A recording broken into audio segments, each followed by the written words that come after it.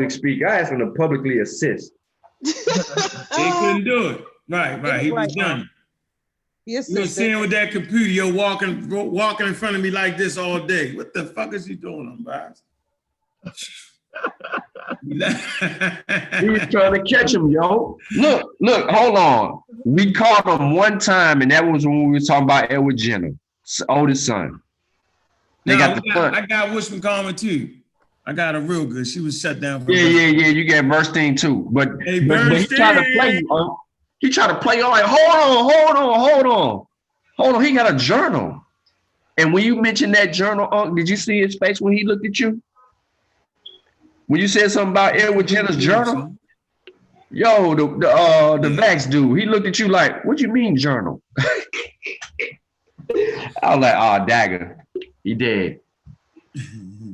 Hey, who was that guy you showed this morning on Dagger Squad where he said, you know, you should expose your kids to the virus itself? The white guy. That's the guy that did the anti-vax movie. The Vax dude, he looked at you like. Oh, so he said he's not a Yo, scientist. somebody got to mute out. Oh, he's not a what? He's not a what? He's not a scientist. He's a journalist. He showed this morning on Dagger Squad where. Yo, who YouTube open, yo? Man.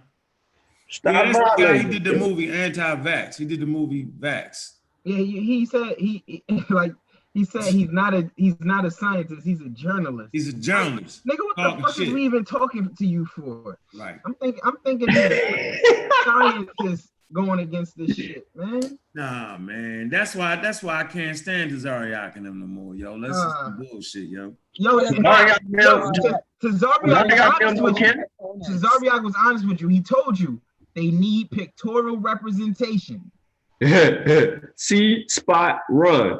The dog with the red car. Red car, the bird. When you did that, yo, I was tripping, yo. When you did that, I was like, oh my God. He said, I gotta talk to y'all like y'all too. Yeah, yo.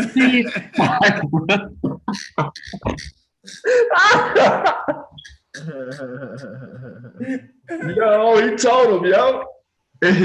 The cat in the hat. The cat in the hat.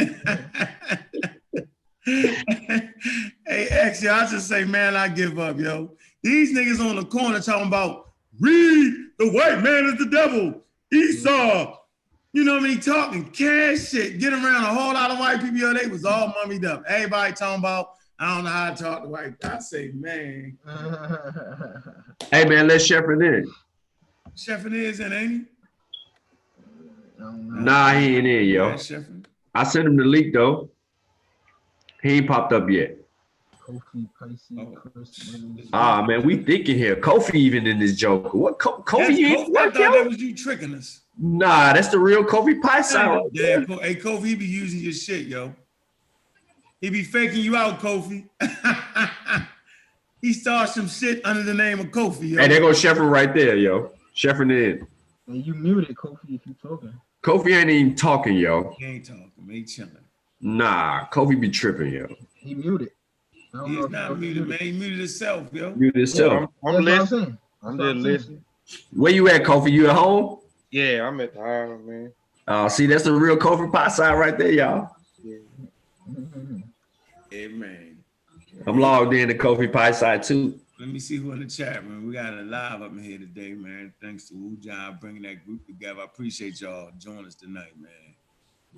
Yeah, we need some more people though, yo. I think he's still over there. Hey, Ujah was still talking? Yeah, he's trying to end it now. Every time he get ready to try to end it, somebody Sabe ain't going, yo. Sabe ain't going, yo. It's Tuesday night. He got another 25 minutes left in him, yo. Yeah, it's Tuesday night, yo. He only, you know, it's Tuesday night. He going in. It's Christmas Eve, yo. We celebrating white Jesus tonight, y'all. Yeah. Pop your bottles, make your sacrifices. We getting live. It's Kwanzaa Eve. There goes Chef. What else? What's cooking, Chef? Peace, Chef.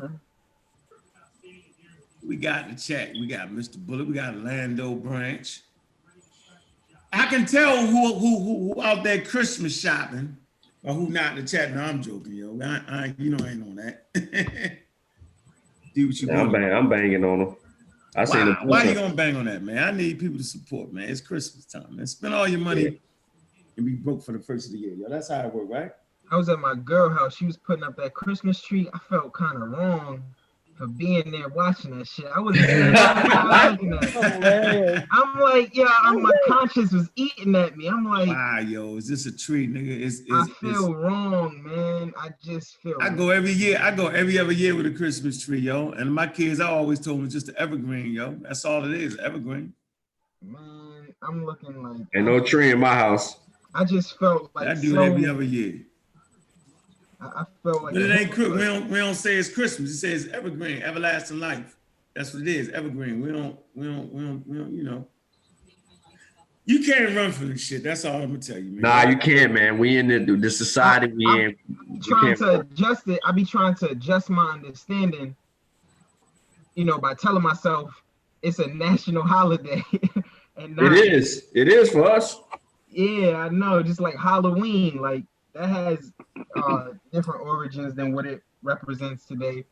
I repeat, your first African major slave revolt, Christmas Day, 1522, Christopher Columbus' son's house. Y'all can look it up. Diego Colon. They shut it down. You got what happened to him? After they shut it down, what happened? They shut down his sugar plantation. This is then what happened? What happened? You got your birth of your Cimarrones. What they did was they No, I'm saying right after that though, when they shut their plantation down, what happened? I'm trying to tell you, they escaped off into the mountains, and this is the birth of your Cimarrones, which becomes Maroons, which eventually becomes your Seminoles. Listen. So what do you think we should do right now? Escape? Where you want to go at? No, I don't think you need to escape. What I'm saying is it's another day. And if you really feel that way, you find yourself on that date. You find your African connections on that date and you celebrate your African legacy. That's what I'm saying. Oh, I got you. Yeah, I've never seen now when I was extra. Man, this dude, yo. Hey, what up, Sean? Hey, yo, what up? Chat, on the chat. Hey, yo, but when I was extra pseudo, of course, we hated. When you was extra pseudo. Yeah, what are you, mild pseudo now? Yeah, I was extra pseudo. But look, we hated Christmas and all the holidays because we learned the evil story. Well, the legend. They moved y'all at the door. Actually, you hear me? We learned the extra, like the evil stories of Christmas. Even like Seti just did a video on Christmas. But as I came out under that stuff recently, like I don't really see the big deal of a tree in the house. I just don't. Yeah, no, I don't too much neither. I just I felt some type of way. Y'all bugged out. We should just teach our people, to be proper with their finances during this time of the year. Yeah. So don't feed into this shit and be broke. All the rest of the shit, you with your family, enjoy yourself, yo. You ain't got much time around this motherfucker. Trust me with that. So, I mean, all that revolution against the Christmas shit. That's crazy because you got other. Take with your money. You got other immigrants coming here like embracing it. So like we seem like the crazy people. Listen. I'm biased. We're not talking to you, okay? This is for the rest of us on the panel who is anti all of that. We just use the time, like X said, it's a national holiday. We celebrate family, which is the most essential thing to us anyway. We're rooted in our family, yo. So why not take the national holiday, advantage of the national holiday, and just enjoy your family, eat how you gonna eat, do what you gonna do. We, like Unc said, we can't run away from. That's kind of what I said. Just don't spend your money wildly. Support some black businesses during this time. You can't, you can't just act like the shit ain't happening in front of your face. You know ain't no Jesus. You know that. You know Christmas ain't even in the Bible. You supposed to know that. It's just a ploy to make you spend all your damn money. And so that's what you need to focus on. Be proper with your funds, yo. Yeah. Even if you don't want none of these to tell. Yeah, don't be like a Jehovah's Witness, yo, and miss time with your family. The only time to get off. Then you ridiculous with it. Then it don't even make no sense. Like, why would you be separated from your family, yo? Like whatever you believe, it shouldn't separate you from your family. Yeah. Like, I don't understand that. Peace, Garfield. What you talking about, Garfield? Oh, he in the chat. I see him in the chat. Why he ain't on the link? Who? I don't know. Because he was doing a Jamaican press run earlier. Yeah, Garfield got a tree up. Yo, don't let him fool you. So what? What do they mean? Nah, I don't got nothing against the tree. I show you my picture of my tree, but I do it every other year. You lucky I don't got it though. You lucky this the tree this year, I'd have got one. I bought my grandma an all black and gold tree to symbolize black family. Okay. That's what it is. To make it symbolize, you right. Whatever you want to symbolize it, man. Hey, so I'm right here, yo. Look, here we go right here. Damn, yo. So here we go right here, y'all, man. Look, Black African power. What's good? What's happening? A well-organized lie defeats a disorganized truth every time. Woo-hoo-wee, man. Welcome, family. Y'all already know what it is. God killer in the house. We got a full panel today, right? This is a continuation of Wu Jai had him looking at pandemic. Like that shit was fire. You can get it on Netflix. You know, what, Sean? Somebody at the door, yo. Let him in. All right, shit, they can wait till I finish. You just messed up the whole show. I ain't do nothing. I didn't mess you up. Everybody else start over again. You done messed up the energy. The chakras ain't aligned no more. Dang. So look, check this out. I'm right here. Look, Sean. I'm right here. Look, I opened up the damn magazine. Look, yo. Open up. This right here is science, right? It's becoming giants. Evolution of size in whales. I open this goddamn thing up, and guess what the first article is, yo? What? So more battles, measles, vaccine fears. Damn. Damn, you know I should have had this with me, yo. That's new? Yeah, yo, god dang. I kept looking, I said, yo, dude, I don't need to take this. I just hadn't gotten to it yet. But it's right here. In the Journal of Science. Right here in the Journal of Science. So all y'all have big people out there. Have big. Y'all gotta stop it. So yeah, we dealing with the vaccines because we have been formally attacked by other communities to miseducate us. And for me, you know, I wanted to put the families into the conversation because no one else was going to stand up because they're all pseudo. And now I needed something where you could actually clearly see what's going on. So whenever we say that the conscious community is really built off of European pseudoisms, if you was at that debate or when you look at it, you'll see that the pseudoisms is in full effect in the white community. And the anti-vaccine movement is really a pseudo movement. It is definitely turned to that.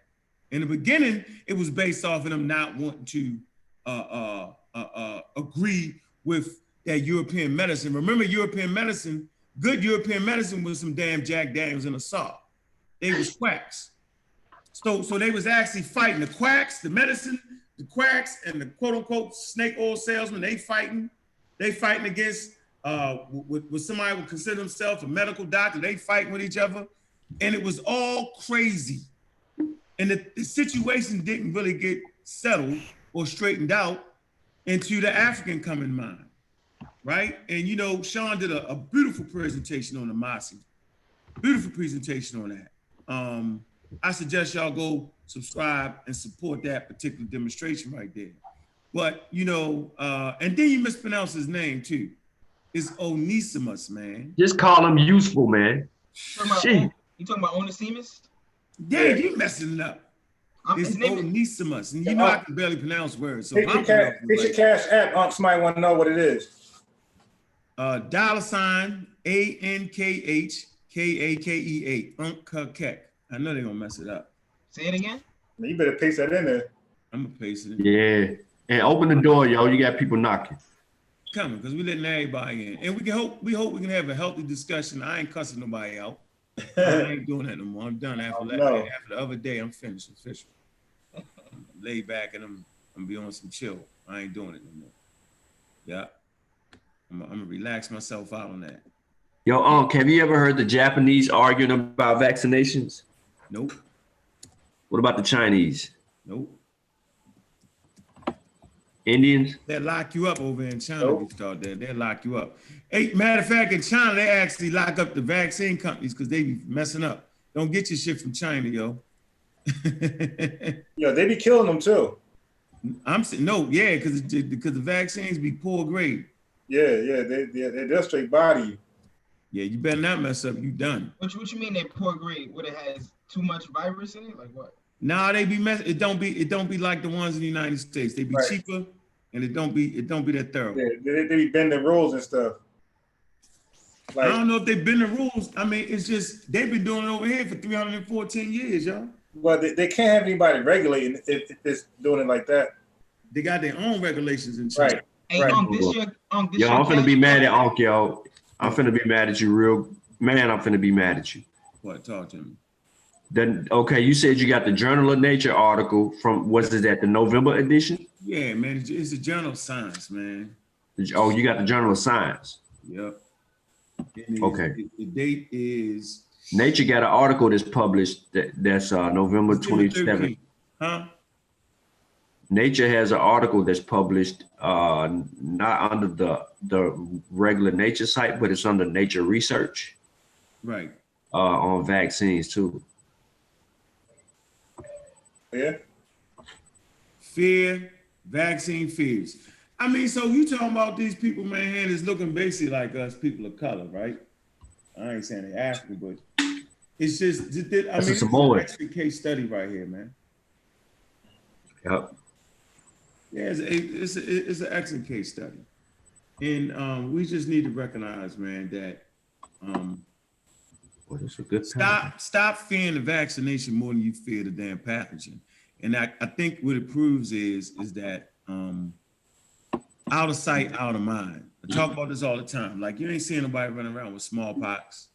You ain't seeing all that. No, man. So, you know, vaccines really, they're a victim of their own success.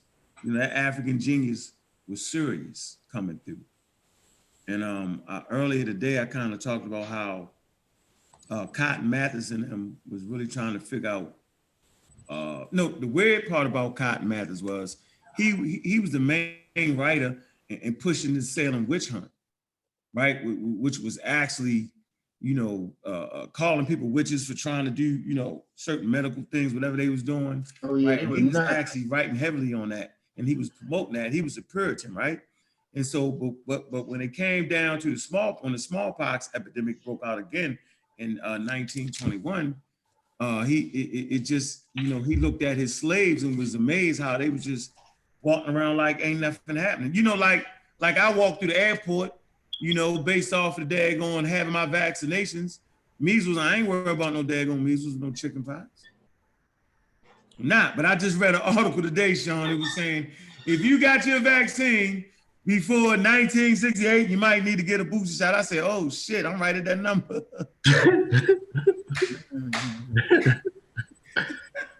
Or you can't go to the airport, buddy.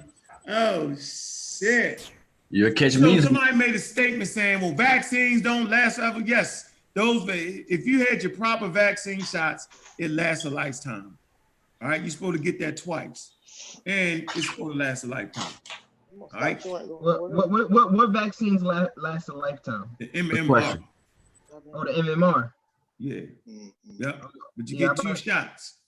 Yeah, because this is my first year ever getting the flu shot. Yeah, you should have got it. Damn right. I got that shit quick as shit. I know that bitch will kill me. Yo, the flu fucks me up. That shit be having me put.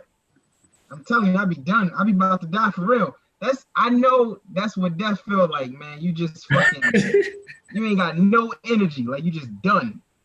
All you can drink is liquids. Yo, that flu be having me like bedridden. Like I'm fucked up. I got my shit, man, with no problem. Oh shit. But this is the first time I ever went and actually got it, because before, like, I wasn't too sure about vaccines because I was under the idea that white people were trying to kill me. Oh, man. And that vaccine was what they were administering the death through. Oh man. See how the conscious community influenced me? Yeah, they can influence out. Yeah, and it's really European influences. And so we gonna get the journal of science, man. Get the magazine sent to your house. We're gonna continue to educate ourselves. I'm still mad at Wu Jia. I'm mad as hell at him. You know, in Wu Jia fashion, he likes to really taper the argument down and really get to the foundation of it. And I think the foundation of the whole argument is really trying to push to get people to understand what the immune system actually does and how it works. And that kind of kills the whole food argument, because the food is actually at a different part of it. It's at a different part of the scale. And so you need food to get the nutrients out of it. And you need that for your body. You need good food and a healthy, proper, balanced diet to actually, for your body to, act, in its most optimal potential. It's just like an athlete. If you eat right, you're gonna get more potential out your body. And so you're gonna get more potential out the way all your bodily functions function when you're eating a good, healthy diet. And that includes your immune system. So understanding the immune system, the pseudos don't care about the immune system. I don't know what it is. But I think that people that are on the fence that are really thinking, I think understanding what the immune system is and what it's not, and how it works, it'll get them off that word, natural. We want the natural way. So people think because you pick some herbs, out the field, that's a natural cure, right? And so I actually presented to them Julian Percy, who reached total synthesis. And he actually extracted chemicals out of plants, right, that you use for medicine. So is that unnatural the way he did that? The pseudo would say, yeah. I would say that's just him understanding nature and how nature works. Yeah, it would still be considered unnatural. To who? To science. It's not natural. It's that you don't get that out of nature. Nature is what the plant produces itself. But once the extraction took place, then that's man-made. But you gotta understand, man-made is actually what keeps our species alive. Nature would have been killed us. Life doesn't have any purpose besides reproduction. You're supposed to be dead after that. You're not supposed to be living to 70 years old. Your life is of no function at that point. Yeah, that's deep right there. Who the hell gonna buy that? Go ahead. That's a fact. I just want to say that real quick that when people say that vaccines, or they say vaccines don't last, or they ask questions about how long vaccines last, that again, that's an issue about information about the immune system. It's not that the vaccine lasts, it's the memory cells, the B lymphocyte cells in your body that retains the memory for a particular antigen, so it can produce the antibodies for it for a lifetime. So the vaccine doesn't last long. It's your memory cells lasting for your lifetime to be able to produce those antibodies. Hey, peaceful Joe, let me ask you this question. The memory cells of your immune system. Yeah. You said that's what lasts and that's what combats the antigens that come into your body. So with the measles, mumps, and rubella, once you get those shots, are you telling me that those viruses don't mutate at the same pace that like the flu does? So that's why we only have to get that once? Right. The influenza virus is a very rapid mutating virus. It has different strands every season, every year. So the antigen, the antibody, or the anti-recognition machine of your lymphocyte cell, it's very specific. So once it come in contact with one, it takes a snapshot, like a screenshot of that, and that's all it's going to remember. So if there's a slight change in mutation next year, and the pathogen comes in your body, it's going to compare it to the picture it had of the previous one and say, all right, y'all good, I'm not going to attack you. And then there you go. But measles, but those lethal pathogens, they don't mutate as fast to be able to do that. So that's why you're guarded from it for life, pretty much. So like you have ones that are eradicated, like smallpox and chicken pox and things like that. Got you. Yeah, that cleared a lot up. I didn't know that right there. Yeah, the flu is probably the most spoke about one, the influenza virus. And see the flu. Now see, this is where nutrition comes in, because the flu, the pathogens, and hold up, let me just say this, y'all. The pathogens are around us all the time. Our immune system is at work all the time. And so what happens is the average turnover for your primary immune response is roughly 14 days. you know, and that fluctuates between different people based on your health, because if you have the nutrients in your body, or you provide your body with the resources to produce the required cells to function properly, then that response will be faster, but roughly about 14 days. And so here's the thing. So the issue is a race against the clock. So the question is, whatever pathogen that enters your body, how fast does it wreak havoc in your body? Is it faster than 14 days? Is it 7 days? You know, whatever. That's the real issue, that underlines vaccinations, because what happens, the vaccination bypasses that 14-day clock. It tells your body this is an enemy right away. So that as Yeah. soon as it gets in your body's reacting. It don't take that 14 days to meet and greet it and have dinner with it and sit down and chill with the pathogen. None of that takes place. So that's the real issue. It's a race against the clock with all these pathogens. So we can name them like SARS, the SARS virus that was a recent scare, and that's what we just watched on the watch party. Man, that took less than 12 hours. You have a woman that goes to work feeling good, in a hospital, works around people who are infected with SARS, come home, sleep. While she's sleeping, she wake up, she's torn up. So within 12 hours, within 24 hours, this virus has proliferated in her body to cause her to be sick and blah blah blah. So her immune system ain't have a chance. Yeah. So that's the difference. So I just want to put that on the floor, that people can't forget that it's a race against the clock in our natural response. So some viruses are quicker to compromise your immune system than other viruses are. Yeah, it overwhelms. And what happens is too many pathogens duplicating in your body will cause your cells to give up and call in the nukes. And the nukes is a fever. And so they'll be like, hey, just shut it down, just nuke it, just turn the furnace up, and we're gonna have a fever. And so a lot of people die from inflammation and fever because the cells got overwhelmed too fast. They're like, we give up. What is the fever gonna do? Is that gonna cause you like sweat it out or something? No, the fever is a natural response that raises the furnace, the temperature of your body to increase the speed of metabolism, so that the immune cells can act faster and replicate faster. That's the purpose of why your body tells itself to turn the heat up, Gotcha. but it turns it up too much and for too long, and people die from over, from a fever that never breaks, or the inflammation that comes. Well, John, we got a chat question. He says, Harlem World says, so they have a vaccine for chickenpox, but why not herpes, being that they both are skin diseases? Okay, first of all, herpes is not. It's just that the outbreaks surface on the skin. That's a symptom. But here's the thing. That's a good question though. Real quick, the HSV, herpes simplex virus, both 1 and 2.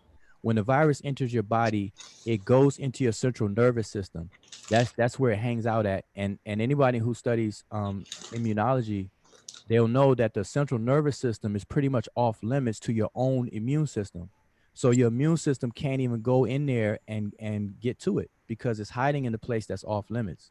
So that's why the herpes virus stays in your system. As they say, there's no cure for it and all this and that, because it's where it is located, where it domiciles itself. It domiciles itself in your central nervous system. And so when you have outbreaks, herpes 1 is along your face and nerves along your face and your lips and stuff like that. Herpes 2, genital herpes, is in those mucosal areas. That's where the outbreak occurs, but where the virus hides at is in your central nervous system. That's why. All right, let's read this real quick. Let's come to the source of herpes vaccine, the spice setback. So they're all working on a herpes vaccine. So, vaccines are becoming big business now. So the pseudo is going to try to take advantage of that. So as they learn more about immunology and viruses, right, they're trying to develop vaccines against that. And so they are trying to work on they're working on a AIDS, HIV-1 vaccine, and they're working on a herpes vaccine. So it says in July of this year, Excel Biotech launched to develop vaccines and gene therapies for viral infections and autoimmune diseases. The company in particular noted its plans to develop a vaccine that's EXD-12 for the herpes simplex virus, HSV1, is responsible for oral herpes such as cold sores, and HSV2 is responsible for genital herpes. HSV1 can cause genital herpes, but most cases of genital herpes are caused by HSV2. And y'all can, I'm gonna put the link in the chat room for y'all, all right? And so this is cutting edge science that was spawned, right, by slaves that came to America. And we always saving humanity from something. Like, you know, we can go back to 160,000 years where Africans in South Africa saved humanity. You can pull up the article is called Pinnacle Point, the first shellfish eaters. And they saved humanity. What's going on, Vance? Where you at, man? Politically Incorrect, man, is in the building. What's up with you, man? How you doing, brother? Oh man, what's good? Peace, everybody. Shit, just tapping in. You've been going consistent the last few days, so I got to be a part of one of them. That's all. Just listening, seeing what you got going. You did your thing on the vaccine debate, despite what the haters might say. Of course, I already done told you this in the conversations we'd have had, but for the record, you killed them. Done. Finish. How you doing, Sheffrin? What's good, brother? How you doing, man? What's up? What's up? Still on deck. What it do? What's the deal? What's up? What's up? I caught you. What's up, Unbiased, Sean, Wuja, Yolanda, CK, X? What's happening? I seen you on the joint with Reggie this morning. I enjoyed that when I caught a couple hours of it. You feel me? When y'all went over to Vince Bantu, and when you got into it with the when y'all got into it with the caller, that was a good exchange before Garfield kicked them off. You know, I wanted to see where that was gonna go at. Yeah, he was making up some mystical family that ruled Jerusalem, not even knowing the Egyptians got the archaeological record show the Egyptians is there. Mm-hmm. Interesting. And I like the way you dealt with Reggie on the Professor James Small situation. Right. You feel me? Like, yeah, like I like you said, like I agree that he's the elder, but he did overstep. You know what I mean? Like if you come into a room of white people and you disagree with the family, you should be checked on that. Yeah. You know, you made your whole career disagreeing with white people. Then when the young family get into it with the white people, you're gonna agree with the white people. You feel me? Right. Like, who do that? Like he not wrong, but you. I don't know. It's weird, man. Is it because I'm doing it and they never had an opportunity to stand up against that many white people? It's got to be that. Hey, I got a question for you, man. I think you glazed over a stat too fast, man. You got pause for the cause a little bit. That thing you were reading, you still have it up? Yeah, I'm gonna put it in the chat. Go ahead. But can you read that second paragraph? Can you share it? Yeah, I'm gonna put it. Hold on. Shit. Well, I can read it. I'm looking at it. I can read it. The second paragraph. Yeah, go ahead. You want to read the second paragraph? Go ahead. Okay. In the U.S., go ahead. Yeah, in the United States, 1 in 2 people have HSV1. That's herpes simplex virus 1, which is responsible for God damn, that's a big population. 1 out of 2. That's half. I ain't never. God damn. Okay, and then it says the I, the M, the M, the Y. Then it says 1 out of 6 between the ages of 14 through 49 have genital herpes. So 1 out of 6. And HSV1 is the major cause of blindness and life-threatening encephalitis. So, wow. So I'm saying that, I mean, the reason why I say, you know, you should read it is because to kind of home in on your point you made earlier, when these things are out of sight, out of mind, we don't worry about it. We don't care about it. But with stats like this, whether it's out of sight, out of mind, consciously, it's right around the corner. Because when you get a stat that's 1 out of 2 people have something, then that means that if you go to any public area, you guarantee somebody in there that has this. Yeah, that's some crazy shit. It's 9 of us on here, 4 of us got it. Yo, peace, Monte. I ain't got shit, nigga. I got my shit checked. I ain't got shit.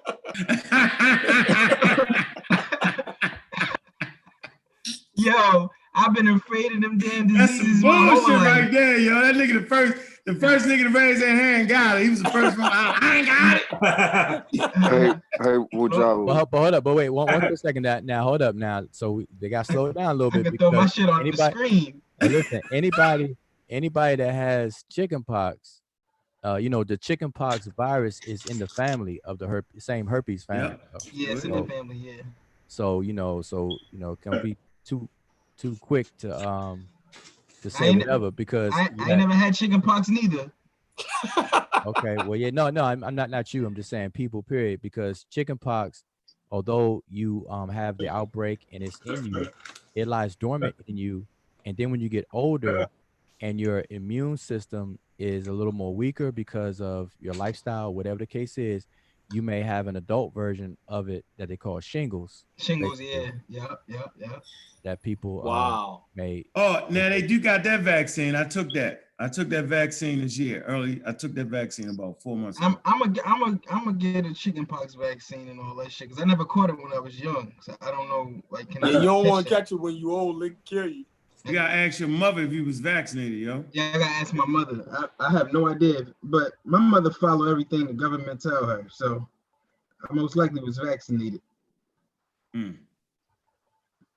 I ain't never catch it, but I don't know, because my brother and my sister caught that shit.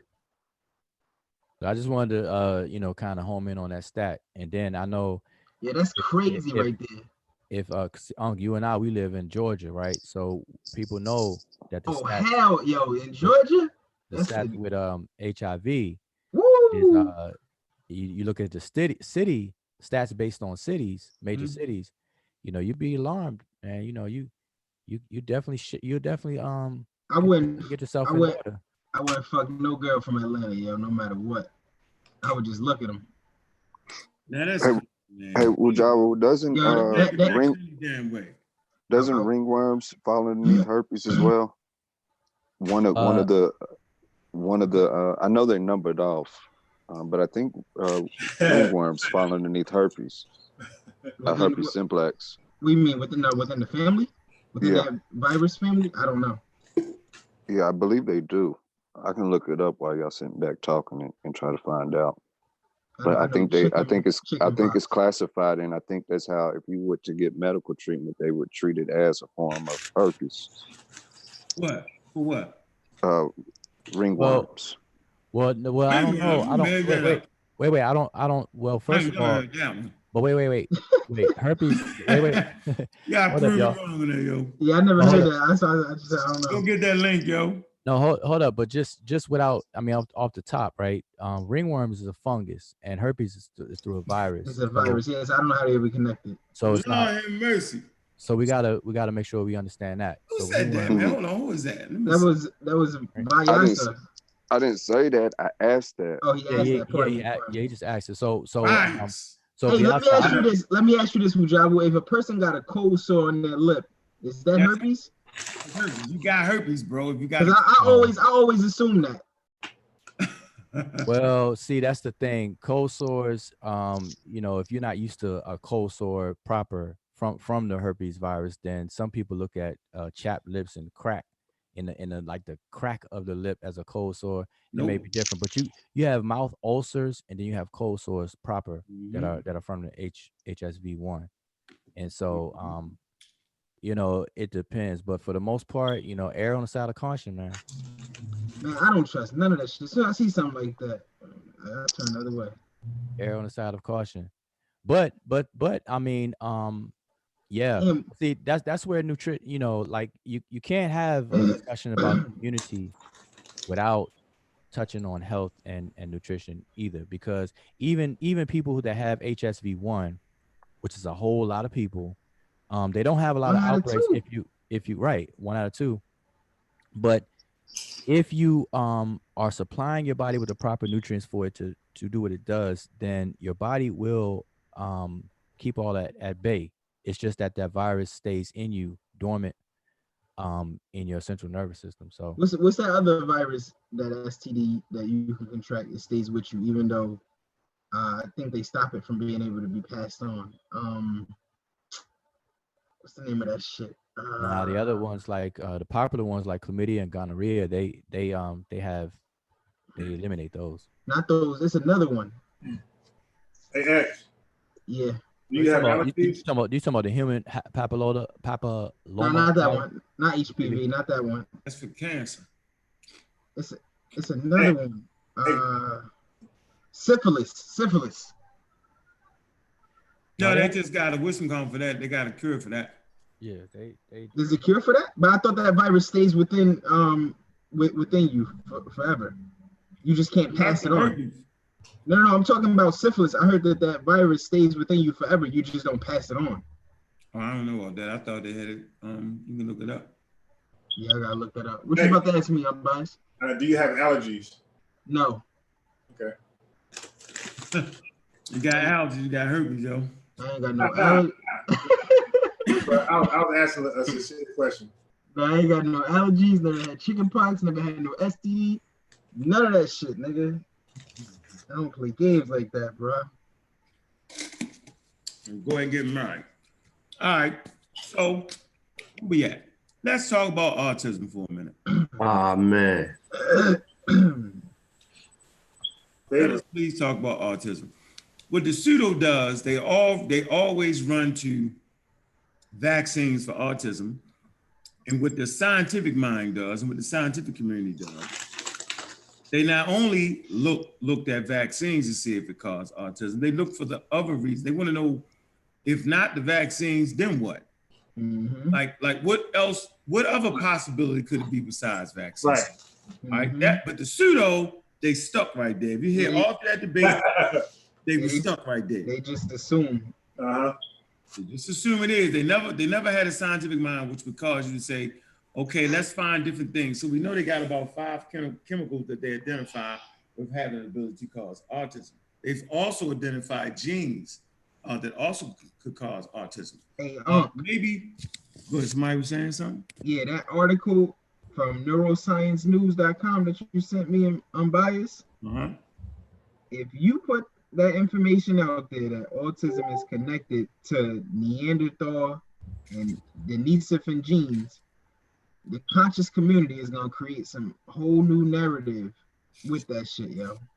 I guarantee you. They always do. Guarantee you. Hey, can I get that article, bro? Yeah, I got it right now. I'm gonna give it to y'all. Human Neanderthal gene variants is involved. Yeah, I put it in the chat. Yeah, then they gonna say, oh, I'm black, I ain't got no Neanderthal genes. See, that's not in me. Word. So, watch, I'm telling you. So we right here, right? And it says the structure that represents the biggest known genetic difference between humans and Neanderthals also predispose humans to autism.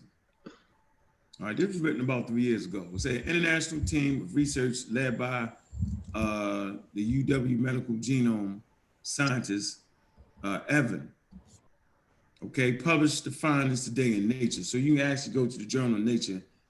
And you know, I always suggest, like, you start with something like this, right? Put that in the chat, huh?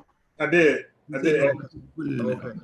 Is that the one you gave us earlier? Yeah, that's it right there. There's actually 2 articles in one right here, too. Okay. They say the structure involves a segment of the DNA of chromosome 16 that contains 28 genes. This segment is flanked by blocks of DNA whose sequence repeat over and over. Such stretches of duplicated DNA, called copy number variants, okay, are common in the human genome and often contain multiple copies of genes. We'll read this again. Stretches of duplicated DNA, called copy number variants, look that up, copy number variants, are common in the human genome and often contain multiple copies of the genes. Although most copy number variants seem to have no adverse effects on health. Some have been linked to disease, right? So this copy number variants, right, can be helpful to humans, but it might have some link to disease. And this is important to understand. Now watch this. However, when both strands of the segment of DNA are flanked by highly identical sequences, they can be susceptible to large copy number differences, including deletion, duplication, and other changes during the process of cell division. In this case, okay, deletion, which caused the loss of segments 28 genes, result in autism, right? This is important here. This ain't got nothing to do with a daggone vaccine at this point, okay?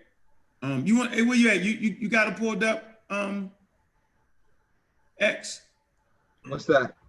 That article? I'm looking at it on my phone. Read the next part underneath the Neanderthal heads. Those Neanderthals are, yeah, those Neanderthal lenses. I thought that was Denisovans. All right. In the new study, researchers determined that this structure, located at a region on chromosome 16, designated 16p11.2, first appeared in our ancestral genome about 280,000 years ago, shortly before modern humans, Homo sapiens, emerged. This organization is not seen in any other primate, not chimps, gorillas, orangutans, nor the genomes of our closest relatives, the Neanderthals and Denisovans. Yet today, despite the fact that the structure is a relatively new genetic change, it is found in genomes of humans the world over. So, okay, so you got to understand, when you start talking about these genes, you got to understand that human beings, no matter what the conscious community says, is 99% similar, right? Skin color is just that, it's just skin deep, right? So looking at a person thinking that you know who they are based off their skin color, right, is ridiculous. And you're going to always lose that conversation. And you're going to lose that conversation in evolution because there are reasons for skin color, that there are biological reasons why, especially in evolution, the reason is always to make the offspring to produce a viable offspring, meaning having the ability to reproduce. It doesn't make any sense to give birth to a baby that can't give birth to a baby that can't give birth to another baby. You know what I'm saying? That wouldn't be viable. So that particular variant or deletion, whatever it is, right, or mutation, right, these things are carried on, particular when that particular gene allows you to reach the age of reproduction. And not only reaching the age of reproduction, but it helps you produce valuable offspring. This is the mechanism, one of the mechanisms in evolution. This is very, very important in evolution. Like the color of eyes, the reason certain people have blue eyes, right, is because women with blue eyes had more sex than women without blue eyes. See how I go? So it's always important to understand evolution, because now we need to understand evolution to understand, well, what the hell is this autism thing? Goes on to say most duplications in our genome are millions of years old, and the speed at which this structure transforms our genome is unprecedented, said co-author. What's his name right there? Etcher? Yeah. Where you see that at? Etchler. I got it. Yeah, Etchler. Yeah, a professor of genome science and an investigator of the Howard Hughes Medical Institute. Now, I've always told y'all, go to the Howard Hughes lecture series. Dead goddamn serious. You want to be on YouTube, go again to the Howard Hughes lecture series or holiday series off the daggone chain. Now, a wide and rapid, distribution of these copy number variants suggests the genes within the repetitive sections confer benefit.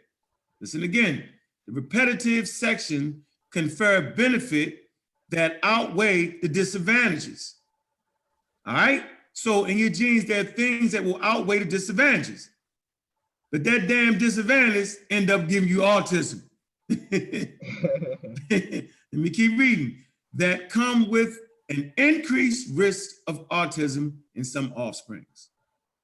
Should deletion occur, there you have it right there. Go ahead, finish that, X. Copy number variants may play.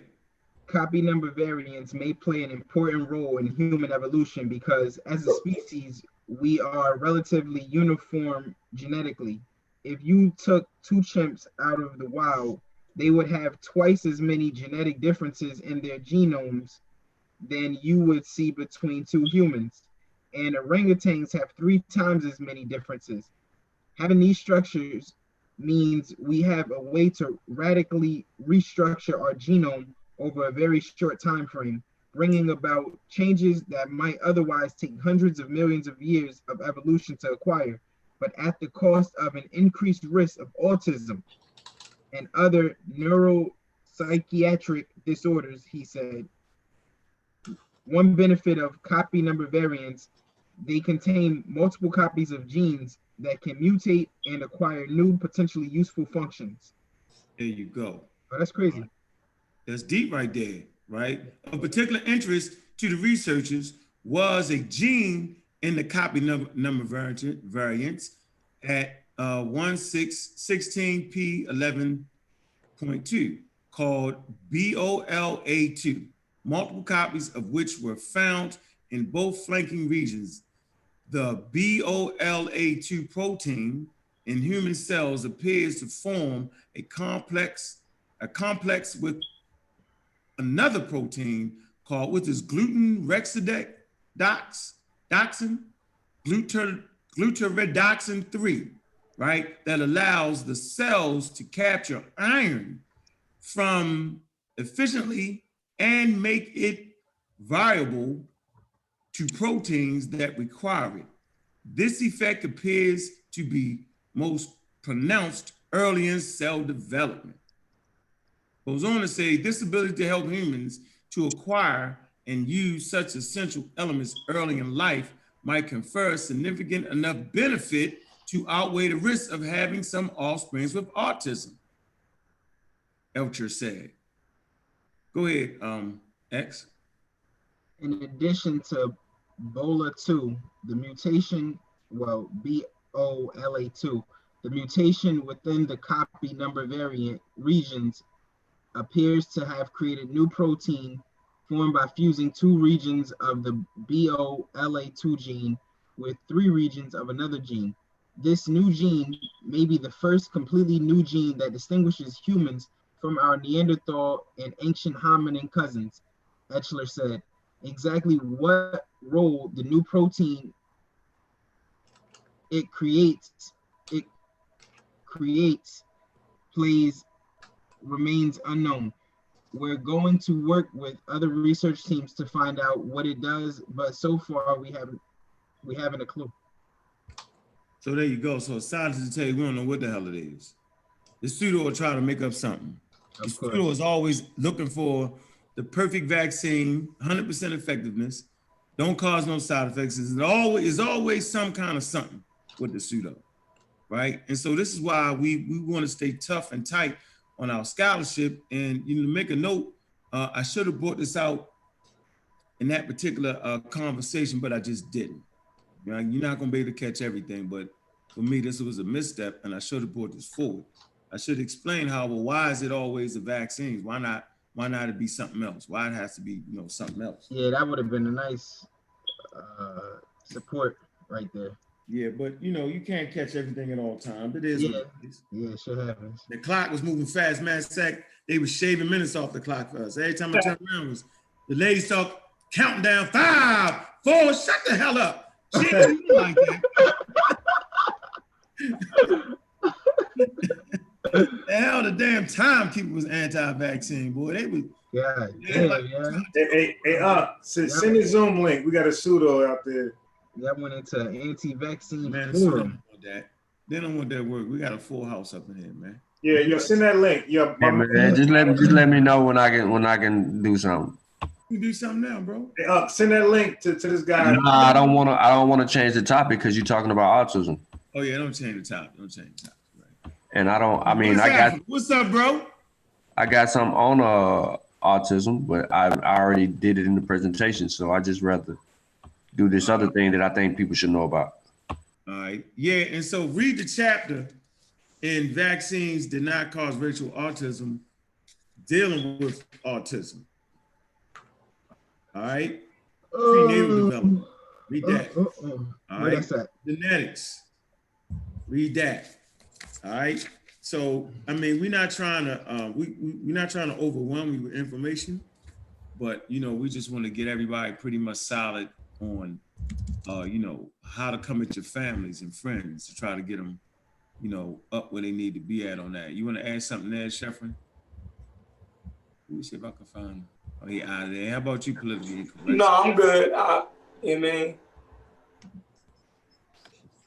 Yeah, it was interesting, wasn't it? You got that article, right? Put that in your archives, yo. Yeah, it definitely is in the back chat. That was a good one. Yeah, that was good. I was just up here trying to sign up to the Journal of Nature. Go to the Journal of Science, yo. The Journal of Nature can cost you about 119. Oh, you got the sale price. Okay. That's for annual subscription? Yes, annual. That's it. Okay. Yeah, but the Journal of Science gonna have more like, that's cheaper. I fuck with the Journal of Science first. That's 119 too. No, it ain't. I'm looking at it. No, man, good. No, look on the number, call him up and says you want that discount. Yo, come on, I'm trying to put you down. Don't do it. Don't do it. Don't do it. Don't press the button. No, don't press the button. Hey, you know what's crazy? But the Journal of Science don't cost you that. You can get it on sale right now. I told you I was recently talking to some people I used to know, and I told them this is the first year I ever got vaccinated, but I educated myself to what vaccines were, right? And they told me, "Are you crazy? You know what vaccines got in them?" And I'm like, "Tell me something, because I'm sure I heard it before." They started talking to me about the formaldehyde, mercury. Oh damn! I'm like, shit, yo, the conscious community done spread. It's that Vax thing going. It's this movie that he put out, right? But I think we beat the hell out of him. So, you know, that's real. Let me get this link in there and see if we can get a pseudo up on here. Yeah, keep my man in here. Hey man, so before y'all get to beating up the pseudos, I just want to get some. Go ahead and read that, Sean. Nah, I don't want to deal with this autism shit. Can you unshare your screen, Tobias? All right. With the oxygen. I thought that was your screen right there. No, that was me. Oh, okay. Nah, that was him. I ain't dealing with that. I'm gonna make mine real quick. I think this is important for people to know as well as we get in understanding the immune system and so forth. We also need to know what virology is, and just to give people just a basic understanding of what it is. I think Juju put the link in the chat, but it is the study of viruses and virus-like agents, including but not limited to their taxonomy, disease-producing properties, cultivation, and genetics. It is often considered a part of microbiology and pathology. In the early years, this discipline was dependent upon advances in the chemical and physical sciences, but viruses soon became tools for probing basic biochemical processes of cells. Viruses have traditionally been viewed in a rather negative context as agents responsible for diseases that must be controlled or eliminated. However, viruses also have certain beneficial properties that can be exploited for useful purposes. For example, gene therapy and vaccinology. I think people need to get familiar with this, look in depth with the article, research the words you do not understand so that you can get a better gist. I don't want to read the entire article, but then I did want to switch over to this article right here from Nature, a research team that was published on the 27th of November. And, this first sentence kind of speaks for itself. It says vaccinations is a life-saving intervention. Infections that once killed millions are now preventable, which is true, but there's still work to be done, which is also true. And many pathogens remain, and there are still infections against which we have little defense. And both of those are true. So it goes on to say in this particular article, in terms of public health benefits that vaccinations has delivered, it is almost without an equal. Only the provision of safe drinking water has had a greater impact. The World Health Organization, or WHO, estimates that vaccines prevent between 2 million and 3 million deaths from infectious diseases every year. I'm gonna give that to you again. That's a nice stat. That the WHO estimates that vaccines prevent between 2 million and 3 million deaths from infectious diseases every year. Somebody mic is open because it's feedback. Now, the protection afforded by vaccination is clear, but so is what happens when vaccine coverage in a population falls below the level required to achieve herd immunity, which is something else that we talked about. But yeah, I think it's Sheffer. That's your mic open.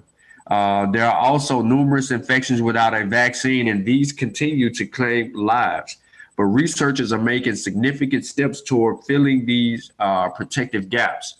It goes on to say, diseases caused by parasitic infection have proved a particularly difficult nut to crack. After decades of research, a vaccine for malaria is being piloted in children in Africa. Although this is a hopeful development, it does not end the quest. The vaccine is imperfect, and other types are being pursued.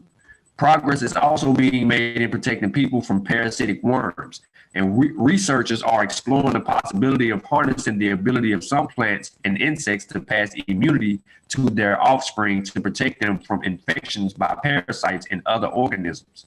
In humans, newborns and older people have most to gain from vaccinations because they are the most vulnerable to infectious diseases.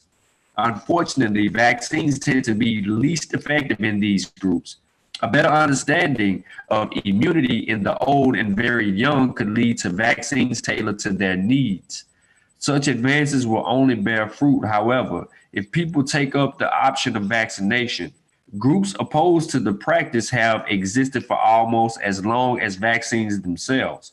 For many years, governments have proposed penalizing those who disregard their recommendations, and such mandates are now widespread evidence of their effectiveness. However, it's unclear. For many, a better use of time and money is to listen to the concerns of the hesitant, a much larger group of people than those who are vehemently opposed.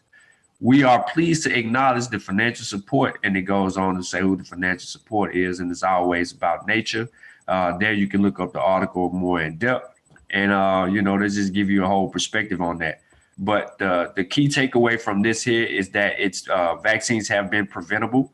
It is saving lives. It continues to save lives. And right now, if you think that vaccines don't save lives, go on to the airport. Oh, shit. Dysregulation. All right, I'm going to share something. Regulation. All right, let's get back on autism. Yeah. You want autism?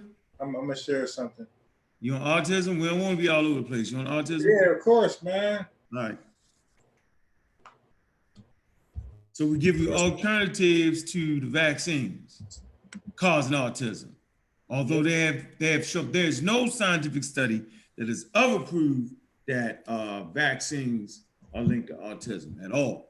Is there an alternative to a vaccine? Nah. You said you're gonna die? Yeah, just die. Get infected, contract the disease. Well, here we go. So or get the disease. Right. It might not kill you. So, well, yeah, according to Debunking, get the disease, that's better. Yeah. So beyond vaccines, 5 things that might really cause autism. I dare you to get HIV. Right, that shit crazy, yo. The whole statement's crazy. Go ahead, yo. Right, so this is 5 things that might really cause autism. I'm going down. You mother. What's that, live science? Yeah, so we have genetics here. It says, here are the latest findings and ideas from scientists about what really caused this mysterious condition. Genetics. There is strong evidence that changes in our genes contribute to autism. Okay, so it says, for one thing, the disorder is highly heritable. Families that have one child with autism have a 1 in 20 chance of having a second child with autism, according to the National Institutes of Health. This is a higher risk than in the general population. And twin studies have found that if one twin has autism, The other twin has a 90% chance of having the disorder. Research has also shown that the genetic changes that contribute to autism don't have to be inherited. They may also arise spontaneously. You hear that? They may also arise spontaneously. In total, scientists have identified about 20 genes that may be involved in autism spectrum disorder. Holliday said, while these genes are located all over the human genome, they share a common theme, she said. Many have a role in brain development, brain growth, and the way brain cells communicate. For example, a recent study found that children with the genetic mutation of chromosome 17 were 14 times more likely to develop autism than those without the mutation. So then we have pesticides. I'm not gonna read all that. Pesticides, we have pharmaceuticals, and this is key right here. Parental age. Pharmaceutical, because there are some drugs that mothers were treated for, like so that actually could cause autism. That's important. Yeah, so let's deal with pharmaceuticals then. Babies that have been exposed to certain pharmaceuticals in the womb, including valproic acid and thalidomide, have been found to have a higher risk of autism. Thalidomide is a drug that was first used in the 1950s to treat morning sickness, anxiety, and insomnia. The drug was withdrawn from the market after it was linked with birth defects, but is currently prescribed for a severe skin disorder as a treatment for cancer. That might be serendipity. Valproic acid is medication prescribed for seizures, mood disorders, and bipolar disorder, according to the NIH. Now, parental age, I want to talk about this one. As parents grow older, they have a higher risk of having children with autism, Holliday said. A study published last February found that women who are 40 years old, a lot of people can't have children, these women, so they 40 years old trying to have children. They have a 50% greater risk of having a child with autism. That's like rolling dice, flipping a coin, than women who are between 20 and 29 years old. So they have a 50% greater risk of having a child with autism, 40-year-olds. Researchers aren't sure why parental age may influence autism risk, but it might be related to genetic. If we go back to number, genetic mutations that occur in the sperm of the egg as parents grow older, how they said. So then you got last one, the development of the brain. Particular areas of the brain, including the cerebral cortex and the cerebellum, have been implicated in autism, Mayo said. These brain areas are thought to be responsible for concentration, movement, and mood regulation. Irregularities in the levels of neurotransmitters such as dopamine and serotonin have also been tied to autism, Mayo said. Problems regulating dopamine can lead to problems with concentration and movement disabilities, while troubles controlling serotonin levels can result in mood problems. So those are the alternatives. Hey, I'm biased. Yeah. All right. That article, it just said that it's highly likely for a woman over 40 years old to have a child with autism. Right. No, so the chances are higher. Yeah. Not that it's highly likely, but there's a 50% higher risk than females within the age range of 20 to 29. Wow. Let Wujawa back on. Okay.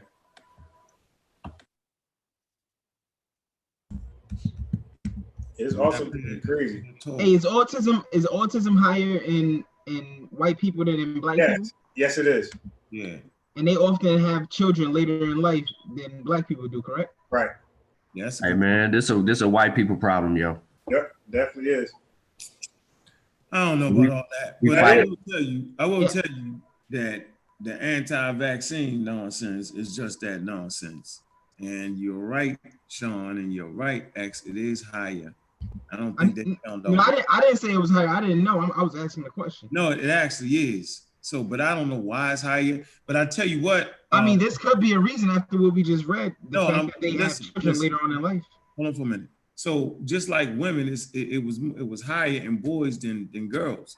what they found out is now they're starting to add more to the ASD spectrum. Yeah. They add more to the spectrum. So when women have these disorders and children have these eating disorders, man, they're classifying that as autistic. Eating disorders. Yeah, eating disorders. Yep. What you mean? Damn, eating. You know, there are women that have eating disorders. Like, you know what an eating disorder is? Some people think they're eating too much, don't eat at all.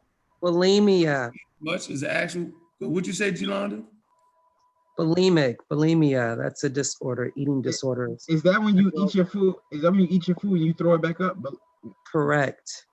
That's eating this, but that's not. Is that genetic or is that just psychological? Emotional, mental.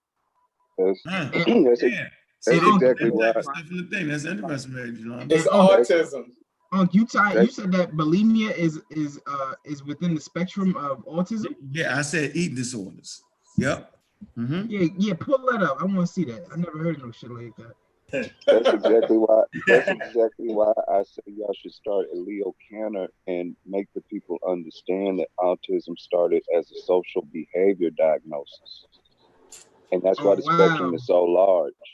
Because you can sit back and say someone is autistic just because they don't make eye contact with you. Yep. And be misdiagnosed. So hold on, what you say? Start over again? You say we should start what? At Leo Kanner and Refrigerator Mothers.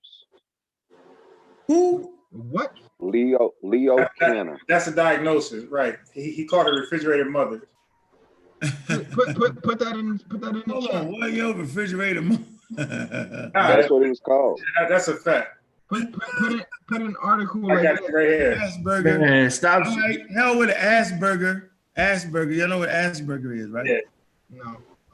That's in the Asperger's, right? It's a form of autism. Yeah. And see, and I think we're suffering right now as awareness comes into being. I think it's being immediately associated with retardation, Down syndrome, and many other hey, isn't autism retardation though? So you saying something wrong? You saying they not doing what you saying? What I'm saying is most people are not even aware of how wide the spectrum is and how they are classifying these things. So if I was to say, come on, man, if I was to say he's autistic, some people might associate that with just completely mental disabled. But this person may be a genius, but he has social problems. Right. He may not be able to communicate with you. Right. He may not be able to be around others. So they classify that autistic. Then you'll have people who are completely mentally disabled on the spectrum. So it's so wide and it's so vast right now. And that's why I say we need to slow it down, go back to the beginning of it and understand that this started by identifying social ill There's a YouTube video showing people that are functionally autistic. They classify Asperger's as a higher functioning form of autism. You have to be fact on that. What is it called? Asperger's? Yeah, Asperger's disease. It's a high functioning form of autism. Some classify it as that professionally. Asperger's. I'm trying to look. Hey, what? Yo, so hey, stop sharing your screen real quick. I'm biased. Y'all say refrigerator mother, yo, that shit crazy. That's what they call it though, huh? Hey, yo, so look at this chart right here, right? This study that was done. This has to do with maternal race, ethnicity, and nativity in relation to children diagnosed of AD or autism disorder in LA County. Look at here's the white born, US born men, and then the age of diagnosis 3.4, 0.9. This is the case number, and then there's the cohort number right beside of it. Yeah, put that in the chat, Sean. I want that. Nah, I ain't getting you nothing. Yeah, you can't get it because you always mess up. The first thing comes right, exactly. You gotta. I got all the information. It's fine. It's fine. But what we were just going back to, not saying nailing it down on a social construct, but if you look at the percentages, it shows that we're dang near the same, with these people up here, but it's less cases. As a matter of fact, half the cases. You see what I'm saying? What you said? Say that one more time. Okay, I'm gonna give y'all this, but I need y'all to look at it. Stop. I see 63.5. Then in black people, I see 42.6. That's not half. No, fool. The case number and the cohort number. I'm looking right here, not at the rate. All right. But you're right. If you're going by this and you're going by that. Right, so I'm saying it's 1477 out of 236,000. Yeah. Then it's 526 out of 123,000. Give you the numbers right there. All right, so put that into percentage. You got more white people than black people. Don't forget that. Hey, Sean, yes, you do. Yeah. Go ahead. Why don't you go ahead and how you say your name? How you say your name, bro? Vasa, man. Just call him Vasa, man. Vasa, go ahead and take it to the beginning to slow it down, since that's what you want to do. Just don't talk. Don't kill me with the extra long. But go ahead. Well, I was leaving. I mean, y'all got the article right there. All I was saying is the people need to understand that this was originally used to identify social behavior ills. Like and over time, right? Yeah, and over time. Go Vasa, my fault. And over time, as they're studying these ills and these patterns of behavior, the spectrum grows. For example, let's go back to when majority of us on the panel were younger. Our walking, talking example of autism was that Rain Man movie. Yeah. And we couldn't decipher if he was a genius, if he was mentally disturbed. And over time, as these diagnoses become more and more common as they're studying this, the spectrum grows. But now when you say autistic, most people are immediately associating you with the special needs class, for children. In special needs class, which means you're mentally retarded, disabled. Yeah, however people want to say it. You're suffering from retardation or other cognitive disabilities, versus us understanding that this originally started with social behavior issues. So this is where it opens up the doorway for a lot of the children, not to bring them in there, but Dr. Umar's saying we got a lot of babies being classified as stuff that they're not. So we got to look at the social behavior patterns of this. We got to look at your cognitive ability. Umar Johnson, yo? What I'm saying is when he make that statement. What I'm saying is when he made that statement. Hold on, listen. What I'm saying is when he made the statement of you might have your child being classified as this. It may be based off of a behavior in the classroom, and the child is being misdiagnosed. Gotcha. And now they're stuck in that umbrella. I'm not saying that that's not how that worked, though, yo. Unmute Jawu. That's not how that works. Send that link in the chat so my man can hop in. Man, hold on, but that's not how that worked, though, right? You that's do understand. How do they? Do you know how they diagnose? I don't know. Yeah. What I'm saying is, yo, the school does not have the right to diagnose your goddamn child. Excuse my language. Yeah, so they doing it. Come on, man. They doing it. Hold on for a minute, man. If you sitting there letting the school diagnose your child, you're a flipping idiot. As CK. I agree with you. Right. My son is autistic. What I'm saying is because this is a social. Relax. What I'm saying. Hold on. Let me give you this before you. Okay. Relax. You didn't have to throw your son in there for that. Don't do that to me. Don't hit me with that, bro. That's bad. You know what I'm saying? Like, don't do me like that. I'm simply saying that we need to understand that schools don't have the right to diagnose your children, and the mothers need to understand that and know that. It's up to you to get proper diagnosis of your children. It's actually illegal for them to diagnose that. So Umar Johnson is passing on misinformation because the schools aren't diagnosing our children. That's why I don't even want to hear Umar Johnson's name. Now go ahead, brother. Oh, hold on. So you saying? I don't think that's the point that Vasa was trying to make. I think you misunderstood him. Yeah, I totally. But I'm saying I heard Umar Johnson name, and I heard him saying they misdiagnosing our children in schools. That's what I heard, and I heard that very clear. Well, that was the point. No, you misunderstood him. I know what Vasa meant. I don't know if I said him solely for the Black community when he says that to Black mothers that your child may possibly be diagnosed as something that the child is not. Because of the behaviors, hold on.